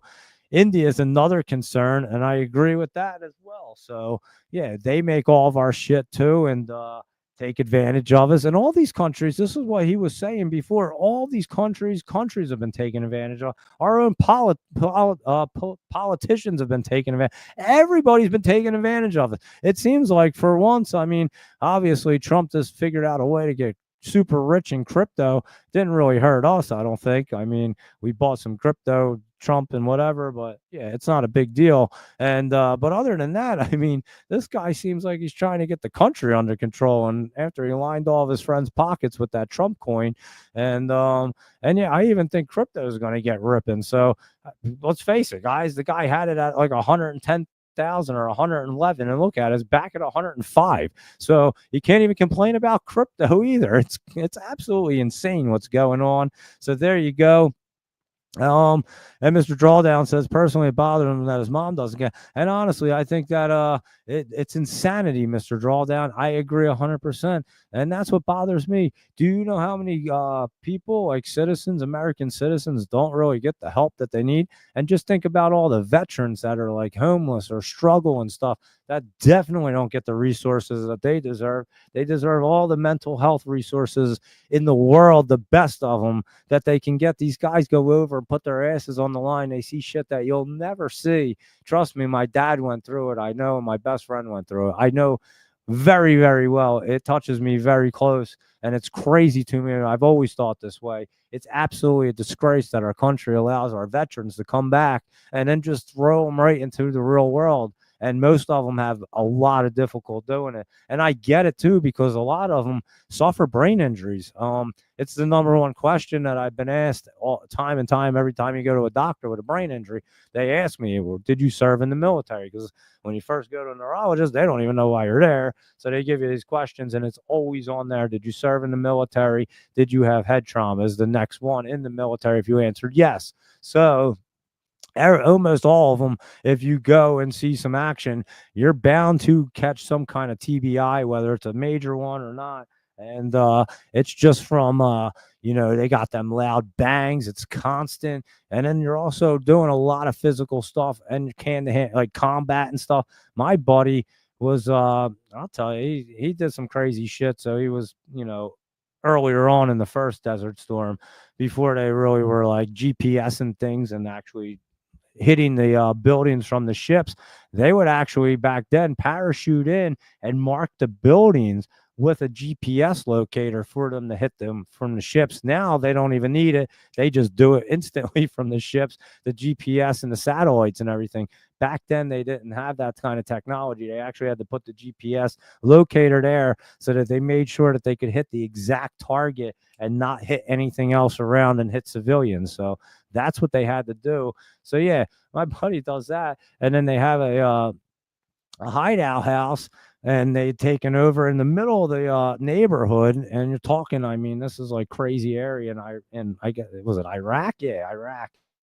And then yeah, he's in there, and then they had a shootout for 2 weeks in this house, 2 weeks straight. Like him and like 11 of his Marine buddies that actually did the same mission. They end up in this house together because that's where they had to go, and then they end up getting sought out by the by the people, the people that live in the town figured out that they were in there, and then they just start bombing this house. So these guys go into a 2 week gun battle, and yeah, they bullets blazing through their helmets and all kinds of crazy shit going on. They're doing shifts where they sleep like 4 hours, get up and go shoot guns for 4 hours straight, and then go back to sleep for like or 6 hours, whatever, because just the amount of that shit tires you out quick. And that's what they're doing around the clock. They're just shooting guns at people. They got snipers shooting at them. They're sniping people. And this is going on for 2 weeks, guys.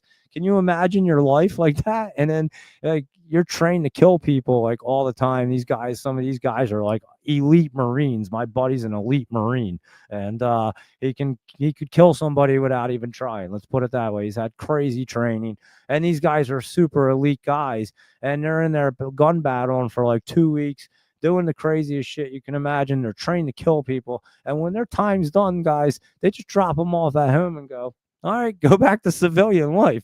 Could you imagine? Like, it's crazy. And yeah, they do crazy shit, and then like they don't get the right help. Like they should come home and go through like some kind, like almost like 6 months to a year of trying to get their heads right. Like that should be mandatory. And yeah, they just drop them off and go get a job and good luck. And yeah, it's pretty wild, guys. So I think that's absurd. And these guys just don't have that mindset. And again, a lot of them, they've seen some crazy shit. They need therapy, trust me. And a lot of them have a brain injury on top of it because they were just doing really crazy shit. So, and these guys don't stop. I mean, they get hurt. It's like you got to kill them to take them off the battlefield or anything. They're all in, guys. They're hardcore. These guys are heroes, trust me. And yeah, that's what goes on in this country. So to talk about like, that shit, it's just absurd what goes on and the money that gets spent.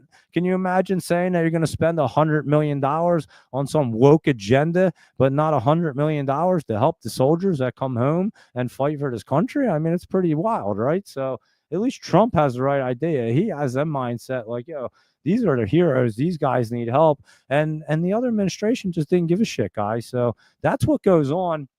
And again, I know firsthand. That's why I'm telling you, I've experienced it. I know my dad was a Vietnam vet. I told you he was a Bronze Star. I had no idea he won the Bronze Star. I just knew he's seen major action because he's lined from head to toe from shrapnel. I'm not kidding. Like he was lined head to toe from shrapnel. So I knew he just seen major action. I did hear some of his, I have recently heard the story.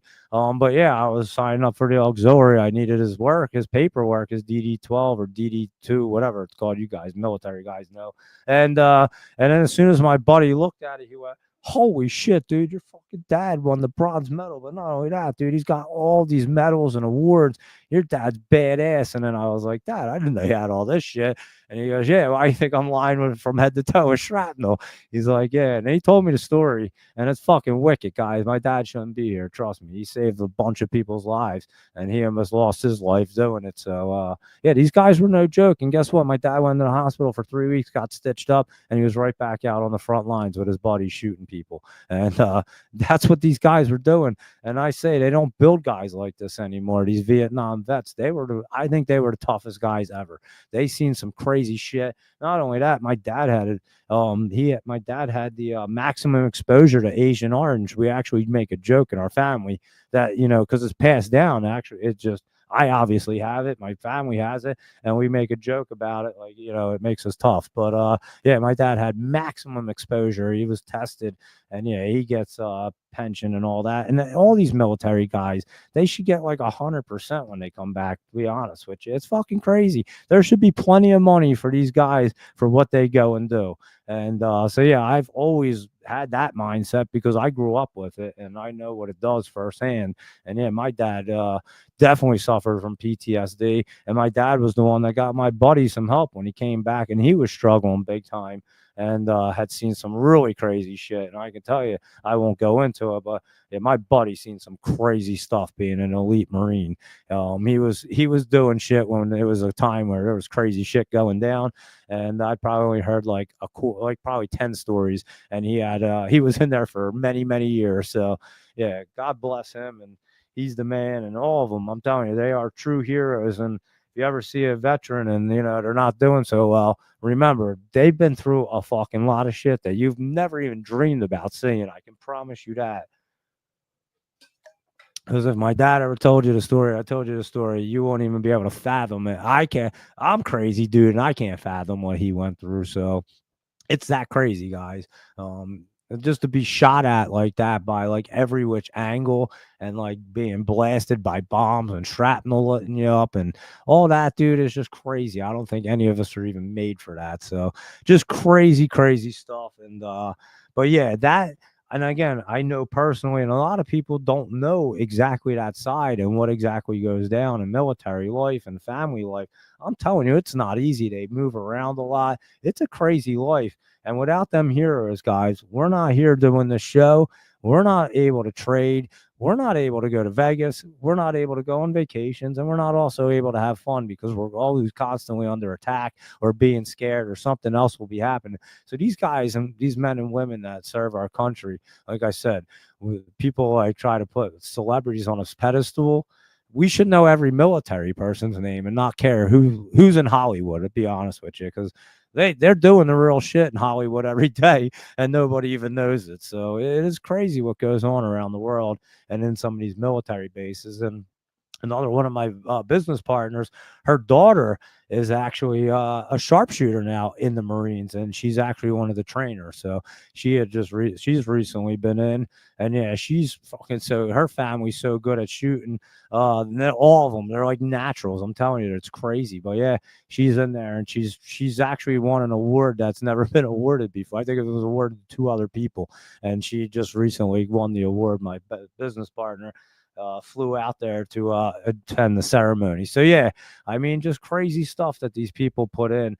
And I know like I say, my dad wasn't really letting me go into the military because of what he had gone through. So I worked with my dad growing up, and yeah, it wasn't really a choice for me. I'm not gonna lie. I mean, I guess if I really wanted to do it, I guess he would have been like, okay, but I think I'd been talked out of it enough that it wasn't really an option for me. I don't think so. Yeah, I just worked with my dad growing up, and then obviously did my thing afterwards. But yeah, I worked with my dad. I know a lot of stuff, and like I say, it's hardcore, guys. So just remember that I always try to help out veterans as much as possible because you just never know what they've been through. And yeah, our country clearly doesn't really help them out that much. To be completely honest, I know firsthand. So anyway, we'll get back, knock this out, and then and then we'll roll. Since I'm probably doing a 2 hour show anyway, and just talking to you guys. So yeah, but no, Mr. Drawdown, it is crazy that they give all this assistance to people that don't really deserve it in our country, and the people that truly deserve it, like I said, like your mother, older people, veterans that really fight for our country, they seem to get the sham and they don't get anything. So it is pretty wild right there. And so just something to keep in mind. And Robin says that they did seem overcharged in Vegas compared to our Houston prices. They were a little higher. I'm not going to lie, Robin, but I do live in Jersey. So, and between Philly, Jersey, and New York, our prices are pretty pricey. So yeah, I went and got a burger at that burger joint in the hotel, and it was like $20 for the burger, and I was like, it's a little pricey, but it was a pretty big burger, and I'm like, it probably cost me like 15 at my house if I went to like a steak sandwich shop. It would cost like 12 or 15 for that same burger. So I'm in a casino in Vegas, I can't say that an extra $5 for a burger. It wasn't $35 burger, let's put it that way. And it was a pretty good regular burger. I'll tell you, just the Asian place, we went out to that noodle bar. We got 5 different dishes. They're obviously like smaller plates and a couple entrees, and we all shared it, 3 of us. And the bill was like $98. It was so I couldn't even believe it. I was like, what? It's $98. We did not drink alcohol, but yeah, for 5 dishes, I couldn't believe it was that cheap, to be honest with you. And then some of the other pricing I thought was, pretty reasonable considering we were in Vegas and in paying casino price. I know in AC, I'll be honest, the AC prices are higher than Vegas prices. I promise you that. I've been down there recently, and that same burger I ate would have cost me $25-$30 in AC. So it is kind of crazy. I'm not going to lie. But yeah, Vegas is, I think, cheaper than Atlantic City and probably like where I live. It's just as equal. So thought it was pretty interesting. And I was saying to my wife, and she's like, "Well, it's a couple dollars more," but I'm like, "Yeah, but in perspective, I'm in Vegas in a casino. Like that burger, I was expecting to be like $30, and it wasn't even 20. It was like 19 something. I paid for it with a 20. Let's put it that way. In AC, I definitely wasn't paying for. You're not paying for a burger with a $20 bill, and I got a soda with it. I got a drink with it too, and yeah, it was like $20. So it was not bad at all. And so yeah, there you go. And let's just fly through the rest of these bad boys since it's almost 11 o'clock and we're just bullshitting here as usual. So much for me resting my voice. My wife was laughing. She's like, "You did like an hour and a half show yesterday. You just have to talk, don't you?" And I'm like, "I guess so, because I just go." And it seems like my voice is starting to come back, even though I've been talking a lot. So, like I said, I've never lost my voice in my life. It's pretty wild, and I do talk a lot. So there you go. AAN, this one looks pretty good. I like it. Who put that in? Luis Rodriguez. Here's a couple from him. That one looks really good. I'll be checking that out. Curling up. POWL. That looks really nice. Is this Jerome Powell Industries right here? Holy cow. Powell Industries. And yeah, it's not looking bad. Look at that setup. So let's look at Powell Industries and see if that one's to run. And SKYT right here. Skywater Technology. Let's see. And then I'll tell you another thing I was talking about while I was at Vegas, and a couple people are completely fascinated with it. And I'll tell you in a minute because this one just reminded me with the Skywater. So I'll tell you in 1 second about that. And here we go. We'll look at ASML real quick. But that Skywater is not looking bad. What was it? What a T. Yeah, it's not looking too bad right there. ASML. And I'll tell you some fascinating stuff about water that I just don't understand in this country. Also, I just don't get it. ASML definitely looking good. I remember that was setting up as well. And you're welcome for me sharing, Mr. Drawdown. Hope you enjoyed the military stuff. So that is, like I said, it's near and dear to my heart. I can tell you that. That's for sure.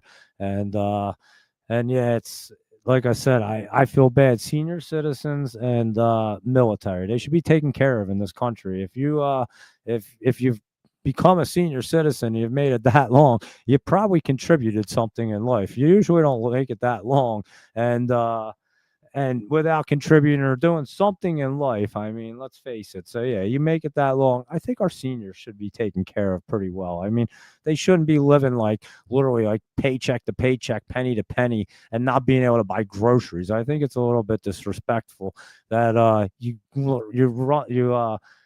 live in this country for all these years and then you get old and it's like nobody cares and you can't even afford anything. So yeah, that's one thing I really find that is disturbing for sure. And the other thing big time is our military. They come back and like I said, they basically get treated like shit too. No one cares.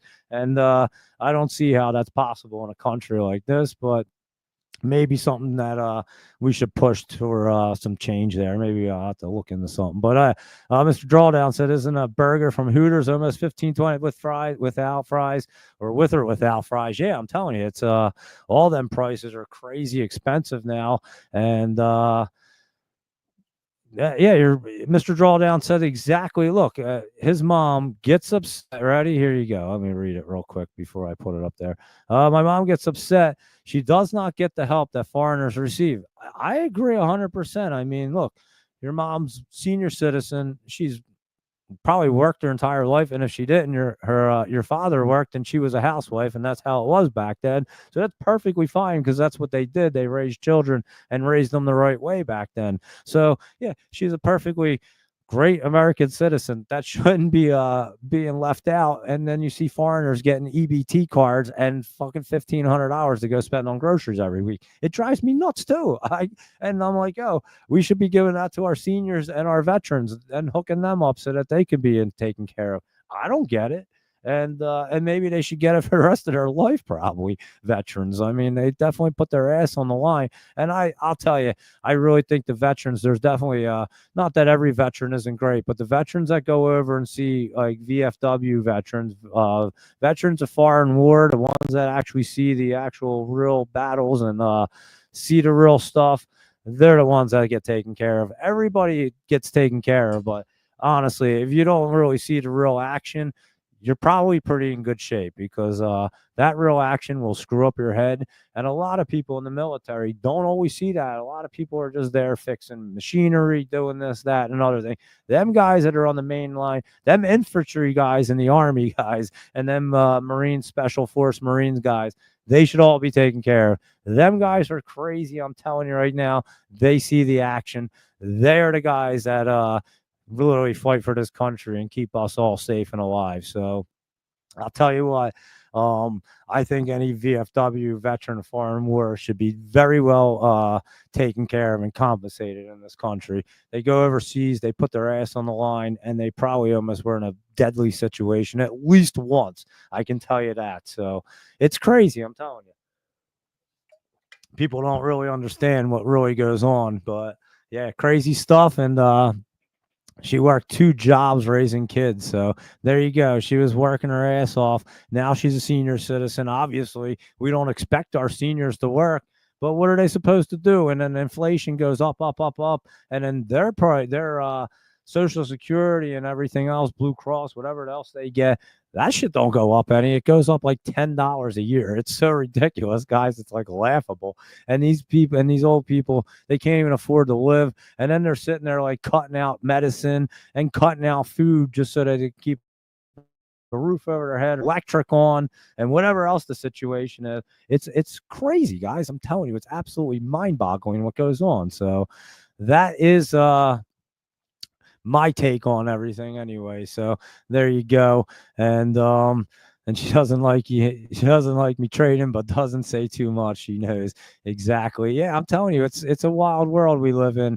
And like I say, our government should do way better. And I got on this kick because again, and I'm not saying any of you guys, I just know talking to people, and like I said, I have family members and they're just completely out of their mind and they think like these prices are going up right now. And I'm like, what are you talking about? Like, do you not realize what just happened 3.5 years ago, 4 years ago, for 4 years straight? Like, no one ran the country. You don't think these guys were lining their pockets? It was absolutely absurd. And anyway, I'll end it real quick with a 2-minute story about water because I was talking to a couple people at the in Vegas about it, and I've always talked about this. I'll pop this up and see what's going on. And I've talked about this for several years now, ever since the first time I visited Aruba, which is like the most beautiful country ever, guys. I'm not gonna lie, Aruba's amazing.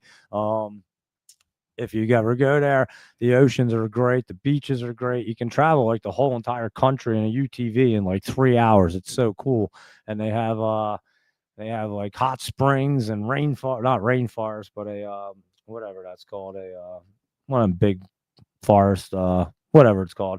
Anyway, they you can go in there and do a bunch of cool stuff. So anyway, Aruba, if you've ever visited there, if you know, they have probably the greatest water on earth. And you guys can laugh at the way I say water, but anyway, if you've been there, you know that. If you have not been there, I'm telling you guys, Aruba has the greatest water on earth. You can Google it right now. As a matter of fact, watch what happens when I pop in Google and just watch what it'll say. Aruba water. There, I had Googled it already. And here you go. You ready? Aruba's tap water is desalinate. I can't even say that word, but it's how they take the salt water out, and it's safe, clean, and of high quality, meeting the standards of the World Health Organization.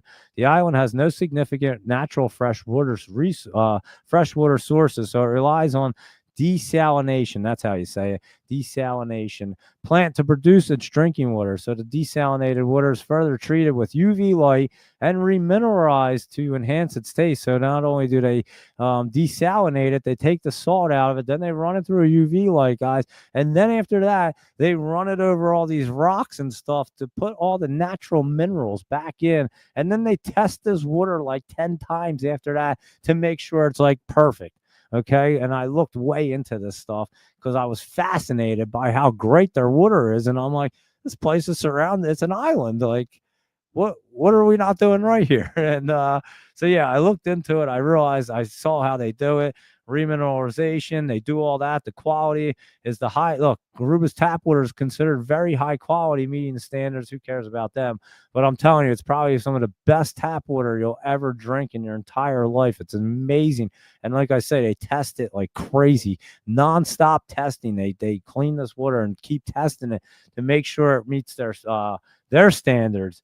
And so I have talked about this for I didn't want to do that. I've talked about this for several years. And in America, our water system has become absolutely atrocious, guys. You can't even drink your tap water. I know I can't drink my tap water, and I know it's almost everywhere around here. It doesn't matter who you are, where you live, how much money you have. You got to buy some crazy filtration systems that cost thousands of dollars just to be able to use the tap water. And you still don't want to drink it. It's crazy. So anyway, I'm like, can't we just hire the people that develop the stuff in Aruba? Like, they can't cost that much money to bring these people over. And we got plenty of ocean water. We got plenty of other water. Why the hell can't we make our water as perfect as Aruba? It's an island the size of Texas, guys. I mean, Jesus Christ, the thing is small as hell, and it's surrounded by water. They have like zero. They have to import everything. They can't even export anything. They import all their food. It's the one thing about Aruba. If you're a big eater and you really want to go, I've stayed at the all-inclusive resort. I was fine. I don't care. It's great for me. But it's not like when you go to Mexico all-inclusive resort where they can grow all their food on property and they have like a ton of food there. Aruba is bringing everything in, guys. They don't have any land to raise anything, no cattle, no nothing. It's all being brought in. So that's the one thing in Aruba. Your food, like I said, it was fine with me. I didn't care. Everything else is amazing, but you don't get as big of a selection and as crazy food stuff as you would if you went to like a Mexican all resort, Mexico all you can eat or all inclusive resort. They are pretty crazy, and they have like crazy buffets. And again, they have buffets, but they're pretty, it's basic buffet stuff. It's nothing that crazy. But anyway, the food's still great and it's all good. But yeah, their water is absolutely amazing, guys. Like, you will go around and they have all these drinking stations set up all over. And if anybody's ever been to Aruba, go ahead and chime in and let me know what you guys think. And I'll go ahead and say what you have. And but yeah, if you ever been there, you know that you can walk around. They have these water stations and you just fill up your water bottle and it's the cleanest water. I'm telling you, you're just like, holy cow. You drink it once and you're like, man, this water's good. Like, you just never drank water so good in your life. And you could just tell it's like really fresh and it's delicious. You can tell it's good for you. And I just don't understand why we can't do this in America. Like, what is the holdup here? I have no idea what the problem is. And but yeah, that's just my little rant about the water. And again, water company, whatever the hell it was, just reminded me of it. We were talking about this in Las Vegas. I had mentioned it because they were talking about water, and I had said something about it, and a few people had never been to Aruba, and they had no idea what I was talking about. So they did Google. I think I might have been the one that Googled it. That's why it was up on my Google. And I brought it up and read it to everybody. And they were like, really? I had no idea about Aruba. And I said, yeah, I'm telling you, I've looked into it. And I even looked into the process of how they do the desalination. And then they do the UV lights. And then I do know they run them over a bunch of rocks to put all the minerals in. I looked into the entire process, obviously. I know how it works. And I was like, I don't see why we can't do it here. I just don't get why it's not that difficult. It doesn't seem to be that difficult right there. And so yeah, interesting. But I just thought about it with that Sky Water one, so you can keep that in the back of your mind. And if you've never traveled to Aruba, I'm telling you, it's probably the most beautiful place you can ever go to. It is absolutely amazing. I'm telling you, you will not be disappointed. You can just go and float in the ocean. They don't have sharks because like apparently they have a big sandbar out and they don't come in. The water's just perfect. The temperature's always perfect. It barely rains there. They didn't have mosquitoes when I was there, and everything was just like absolutely amazing. I'm not gonna lie, it was great. The people there were great. I know the old, unfortunately, the Amanda Holloway story happened there, but that was just one jerk off, that dude Vandersloot or whatever, and he's in jail. And didn't he just get rough? I think he die or something? I don't even know. I have to look. Didn't they just like beat his ass in jail? I think they did. But yeah, he just got put into a jail around here. So he's probably not having a good time, and he doesn't deserve to have a good time because he's a POS. But anyway, that was a terrible story. But that was about the worst thing that we had ever heard about from Aruba. And unfortunately that took place, like I said, because the people there, and they all, if you go there, they will obviously they remember that, and they do say like, that was a terrible thing, and they are all against that. Believe me, trust me. When you drive around that city, I actually won pretty big at the casino there. We had a casino on our property, and I won pretty big. I'm not gonna lie, I did pretty well there.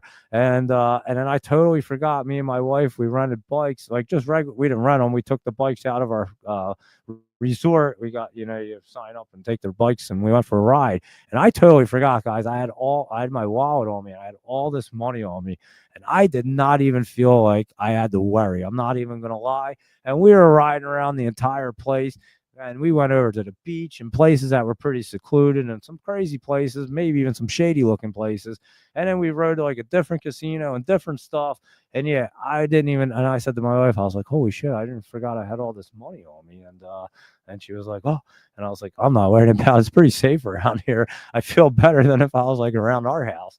And yeah, so it's really, really safe too. So anyway, I guess I just gave Aruba a really good free commercial. And if you've never gone there, it's definitely a great place to visit. But the reason why I love it the most is their water is actually amazing, guys. And that was the whole point of this. So you guys can look into that, because I feel like our entire water system, along with our food system, is just destroyed in this country. And that's why most of our country is like falling from cancer and overweight and depression and everything else. I mean, they pump us full of bullshit chemicals, and it's crazy. And if you ever travel out of the country and you eat, you're like, damn, this stuff actually tastes good. And they don't have any of the stuff.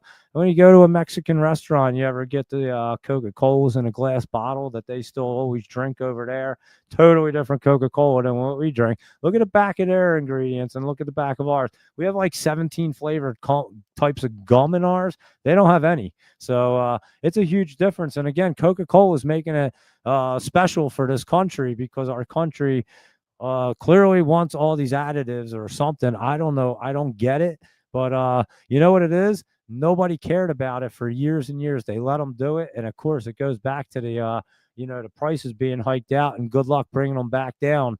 Kind of the same thing right there. Good luck trying to fix that problem. So they let them just take advantage of the food system.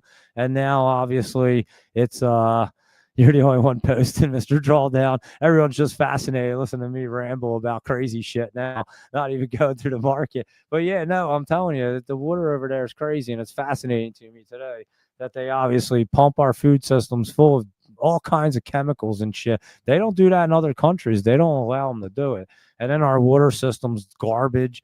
Our food system's garbage. So just keep that in mind, guys. And it's just kind of interesting. We'll go through this real quick, and we'll check out and see what's going on and see what's happening real fast over here. And then we'll wrap it up, because I did over 2 hours. I was going to do a shorter show, and then I just get talking to you guys because it's so much fun. But yeah, some good rants tonight about water and everything else, and how our senior citizens and our veterans are treated like shit in this country, and they certainly are. And this DNN is starting to set up. I mentioned this one on the Small Cap Show today, and you can see that getting set up there. Hims took a big dip right there. And let's see what else is going on. Honestly, I think that we're just going to wait for tomorrow morning and see how the market opens, because it should be pretty good. I'm not gonna lie. And pure cane sugar, exactly, Luis Rodriguez. You're not kidding. We get high corn syrup, and fructose, or whatever you fucking call it. But yeah, that's what they put in our shit, and that stuff is so addictive, guys. I'm telling you, I recently stopped drinking soda basically completely. I used to say it was the worst thing that I did, and I don't know why I did it for as long. My wife used to yell at me forever, and I'm so glad I finally listened and stopped. But I'll tell you what, you can tell a difference, because I've drank soda for a few years, many years, honestly, and it's not good. But you can tell the big difference in the last couple of years. It's just gotten worse and worse and worse for you. It's not even the same thing.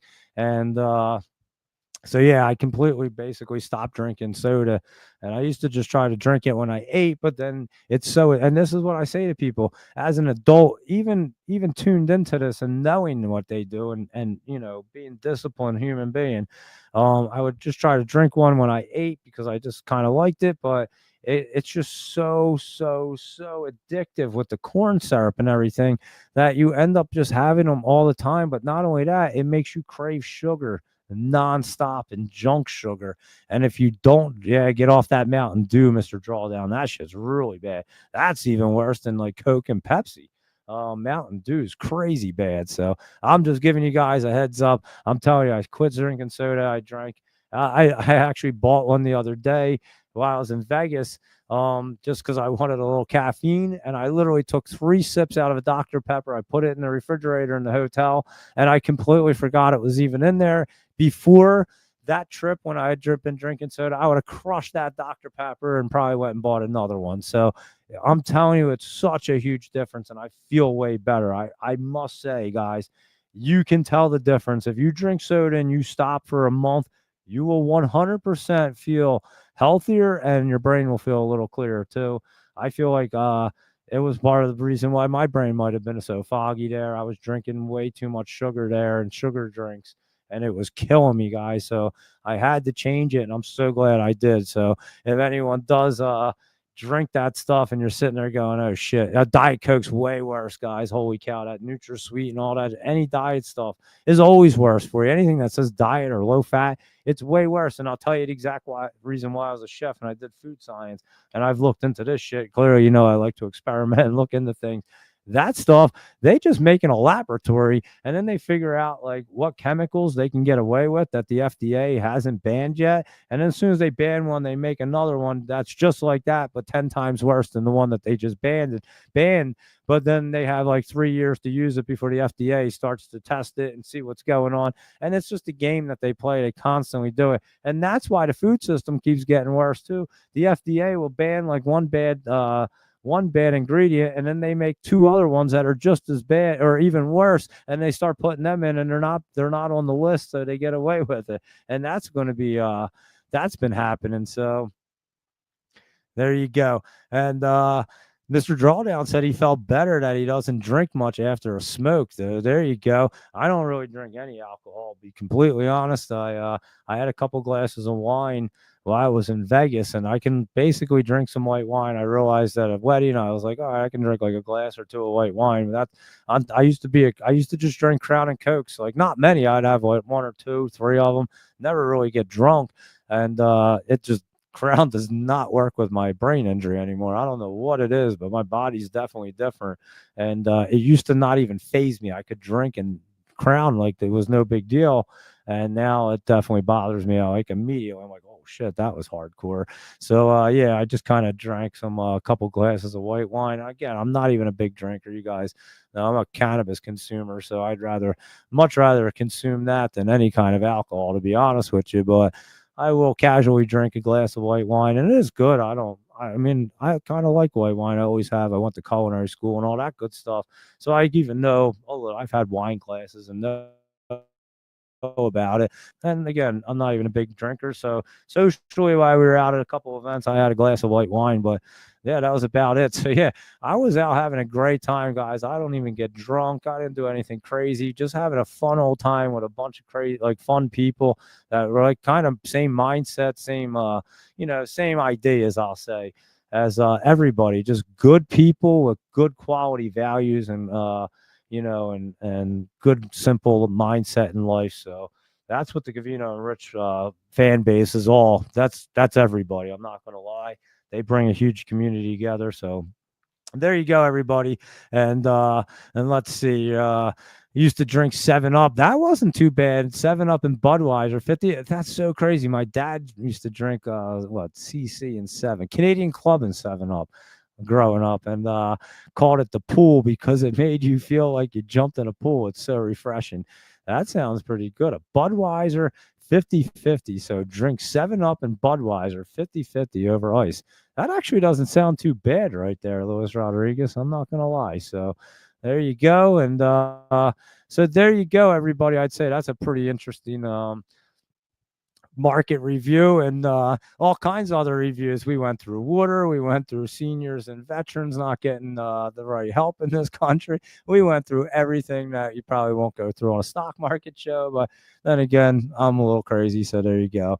And it was just a little Indian relief reference right there, and there you go. So I would say, let me look at this real fast. Let's see what's going on for tomorrow real quick, and then we'll get rolling since it's like 20 after 11. I was going to go out and do an hour show and go out and work. I'm still going out there to do the air conditioner because I ain't doing that shit tomorrow. And it's crazy out there. I want that air conditioner already working. So I'm going to do that. Let's take a look. This CGBS, again, it's like it's one of them things where the market looks like it could go either way. It's a coin flip. You almost have to wait for the morning. You can see it wants to run up, but at the same time, it's just looking a little crazy to CURR. I know you were in that, Mr. Drawdown, and liking that one. But yeah, all of these that are sitting on here, the SPY looks like it could go either way. I'm assuming, I'm assuming they're going to be going up. The futures were a little green there. The VIX was down. So I'm assuming that they're going to be up in the morning. You can see it ended green, and we'll get ripping. But let's just make sure that everything looks really good there in the morning, and we'll get rolling. So, we'll be back on at 7 a.m., and we'll cruise through our pre-market here. And what is Black Sky Technology? That looks good. There you go. So Luis Rodriguez gave us a couple of that. ABP, I forget who said that one. That HSDT was looking good. A couple good ones from Luis Rodriguez right there tonight. And what about DevStream? That was setting up looking good. We'll look at that one. That MSFD, it was definitely looking good earlier, but it pulled back there, and it was actually up earlier. And again, we'll be reevaluating Microsoft and them other guys. And McDonald's, remember we said that was going up there, and there you go. Mickey D's was looking good. And of course, that Silence or whatever. What was it? SLN, that's it. SLN, Silence Therapeutics, little pullback, little run up. We'll keep an eye on that guy right there. And there you go, everybody. And CURR, caution, bunch of dilution now. And yeah, it was run up there, and you did have that one, Mr. Drawdown. So I hope you locked in some profits because it was up. And there you go, everyone. What's TDOC? Let's see, Teladoc Health. That one looks pretty good running up there as well. So there you go. Thank you, Luis Rodriguez, Mr. Drawdown, and everybody else that tuned in. Robin, how are you this evening? And let me see. Did I read that? Oh yeah, about the food and drinks. So yeah. Wait, realized the same thing when went to Italy earlier. Oh yeah, I missed this completely. I'm sorry, it went right past it. Robin was saying that she realized the same thing. I was talking about how the food in other countries is different. She went to Italy earlier this year. Food and drinks were so much cleaner. It was unbelievable to see that. As I have never seen such clean food. I agree 100%. Make Coca-Cola great again. Luis Rodriguez, I agree 100%. Mr. Drawdown, please get off of that Dr. Pepper. And anybody else that drinks a ton of soda, guys, please do yourself a favor and cut it out. I know I shouldn't be the one really preaching because I just recently cut it out, but it was, I'm telling you, you could tell a difference. I'm telling you 100%. You can tell a difference. That shit is so bad for you now. And it's gotten worse in the last few years. They just keep pumping it full of bad stuff, and it doesn't get any better.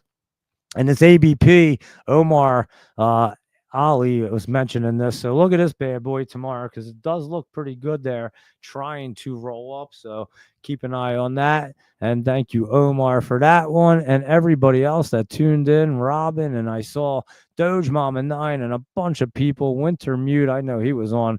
And a bunch of people were on the small cap show earlier. I did see everybody on there. CFS was on tonight, and a bunch of others. So greatly appreciate Ryan W. And he was playing at IBIO, and INDO today. I do remember saying that. And there you go, everybody. So I would say that was a pretty fun show again, even though I shouldn't be talking as much. And my voice seems to be actually coming back as I talk. I don't know. It's kind of weird, but there you go. I did an 2 hour and 20-minute show for you guys. And I was going to do an early show. And there you are. But anyway, fun times. I always enjoy you guys hanging out. Greatly appreciate everybody hanging out as always. And I hope you guys enjoyed the market review and the other conversations that we have. It's so much fun talking to you guys. And we'll check out what's happening in the morning at 7 a.m. You know that. We'll be on for pre-market, and we'll see what's going on. It looks like it should go up, but it is like one of them coin flip kind of days, because you have a conflict going on and Trump saying that Israel and Iran are agreeing to a ceasefire. So it kind of throws things like you don't know exactly, but you would assume that they're going to be going up with that kind of news. So that's what it looks like at the moment. And that's what it'll look like for us when we wake up in the morning. You 4 a.m. guys, Laptop Travel and crew. I don't know if Laptop Travel will be even on this morning, because he's flying around the country in the Pacific somewhere. He's been flying all over the place. So there you go. And yeah, there's a pizzeria up the street from Luis Rodriguez that sells the Mexican Coke. I'm telling you, I go into the Mexican store up the street from me and I'll grab one. It's so good. And we'll watch oil too, and we'll see what that's doing tomorrow. And again, I mean, you would have thought on Thursday, Friday, I mean, oil was going to be like record setting and everybody was getting crazy. And again, I was in Vegas and I was looking at these things. Thursday, it was closed, but the conflict was just starting to kind of get set it in there. And then it was oil's running up, setting up, and now, they could have a ceasefire and all that. And again, we could be working with the Iran. They changed that. If they change over, the regime, we could be dealing with them economically, which would be huge, guys, because that would mean our oil is cheaper in return for them to be getting our products as well. So not only will we be getting cheaper oil, but also we'll be exporting more. So it's a win-win for everybody. It's a win for them because they'll be dealing with America and also economics over there, and we can help them as well. So it will be a huge win-win-win for everybody economically. So interesting stuff going on. Interesting show for sure. We talked about everything, I think, covered everything, including the market and everything else. So there you go, everyone. Have a good night. Enjoy your evening. I'll catch you guys at 7 a.m. And that was a great show. And thank you for tuning in. So I'll see you guys in the morning. Have a good night, everyone.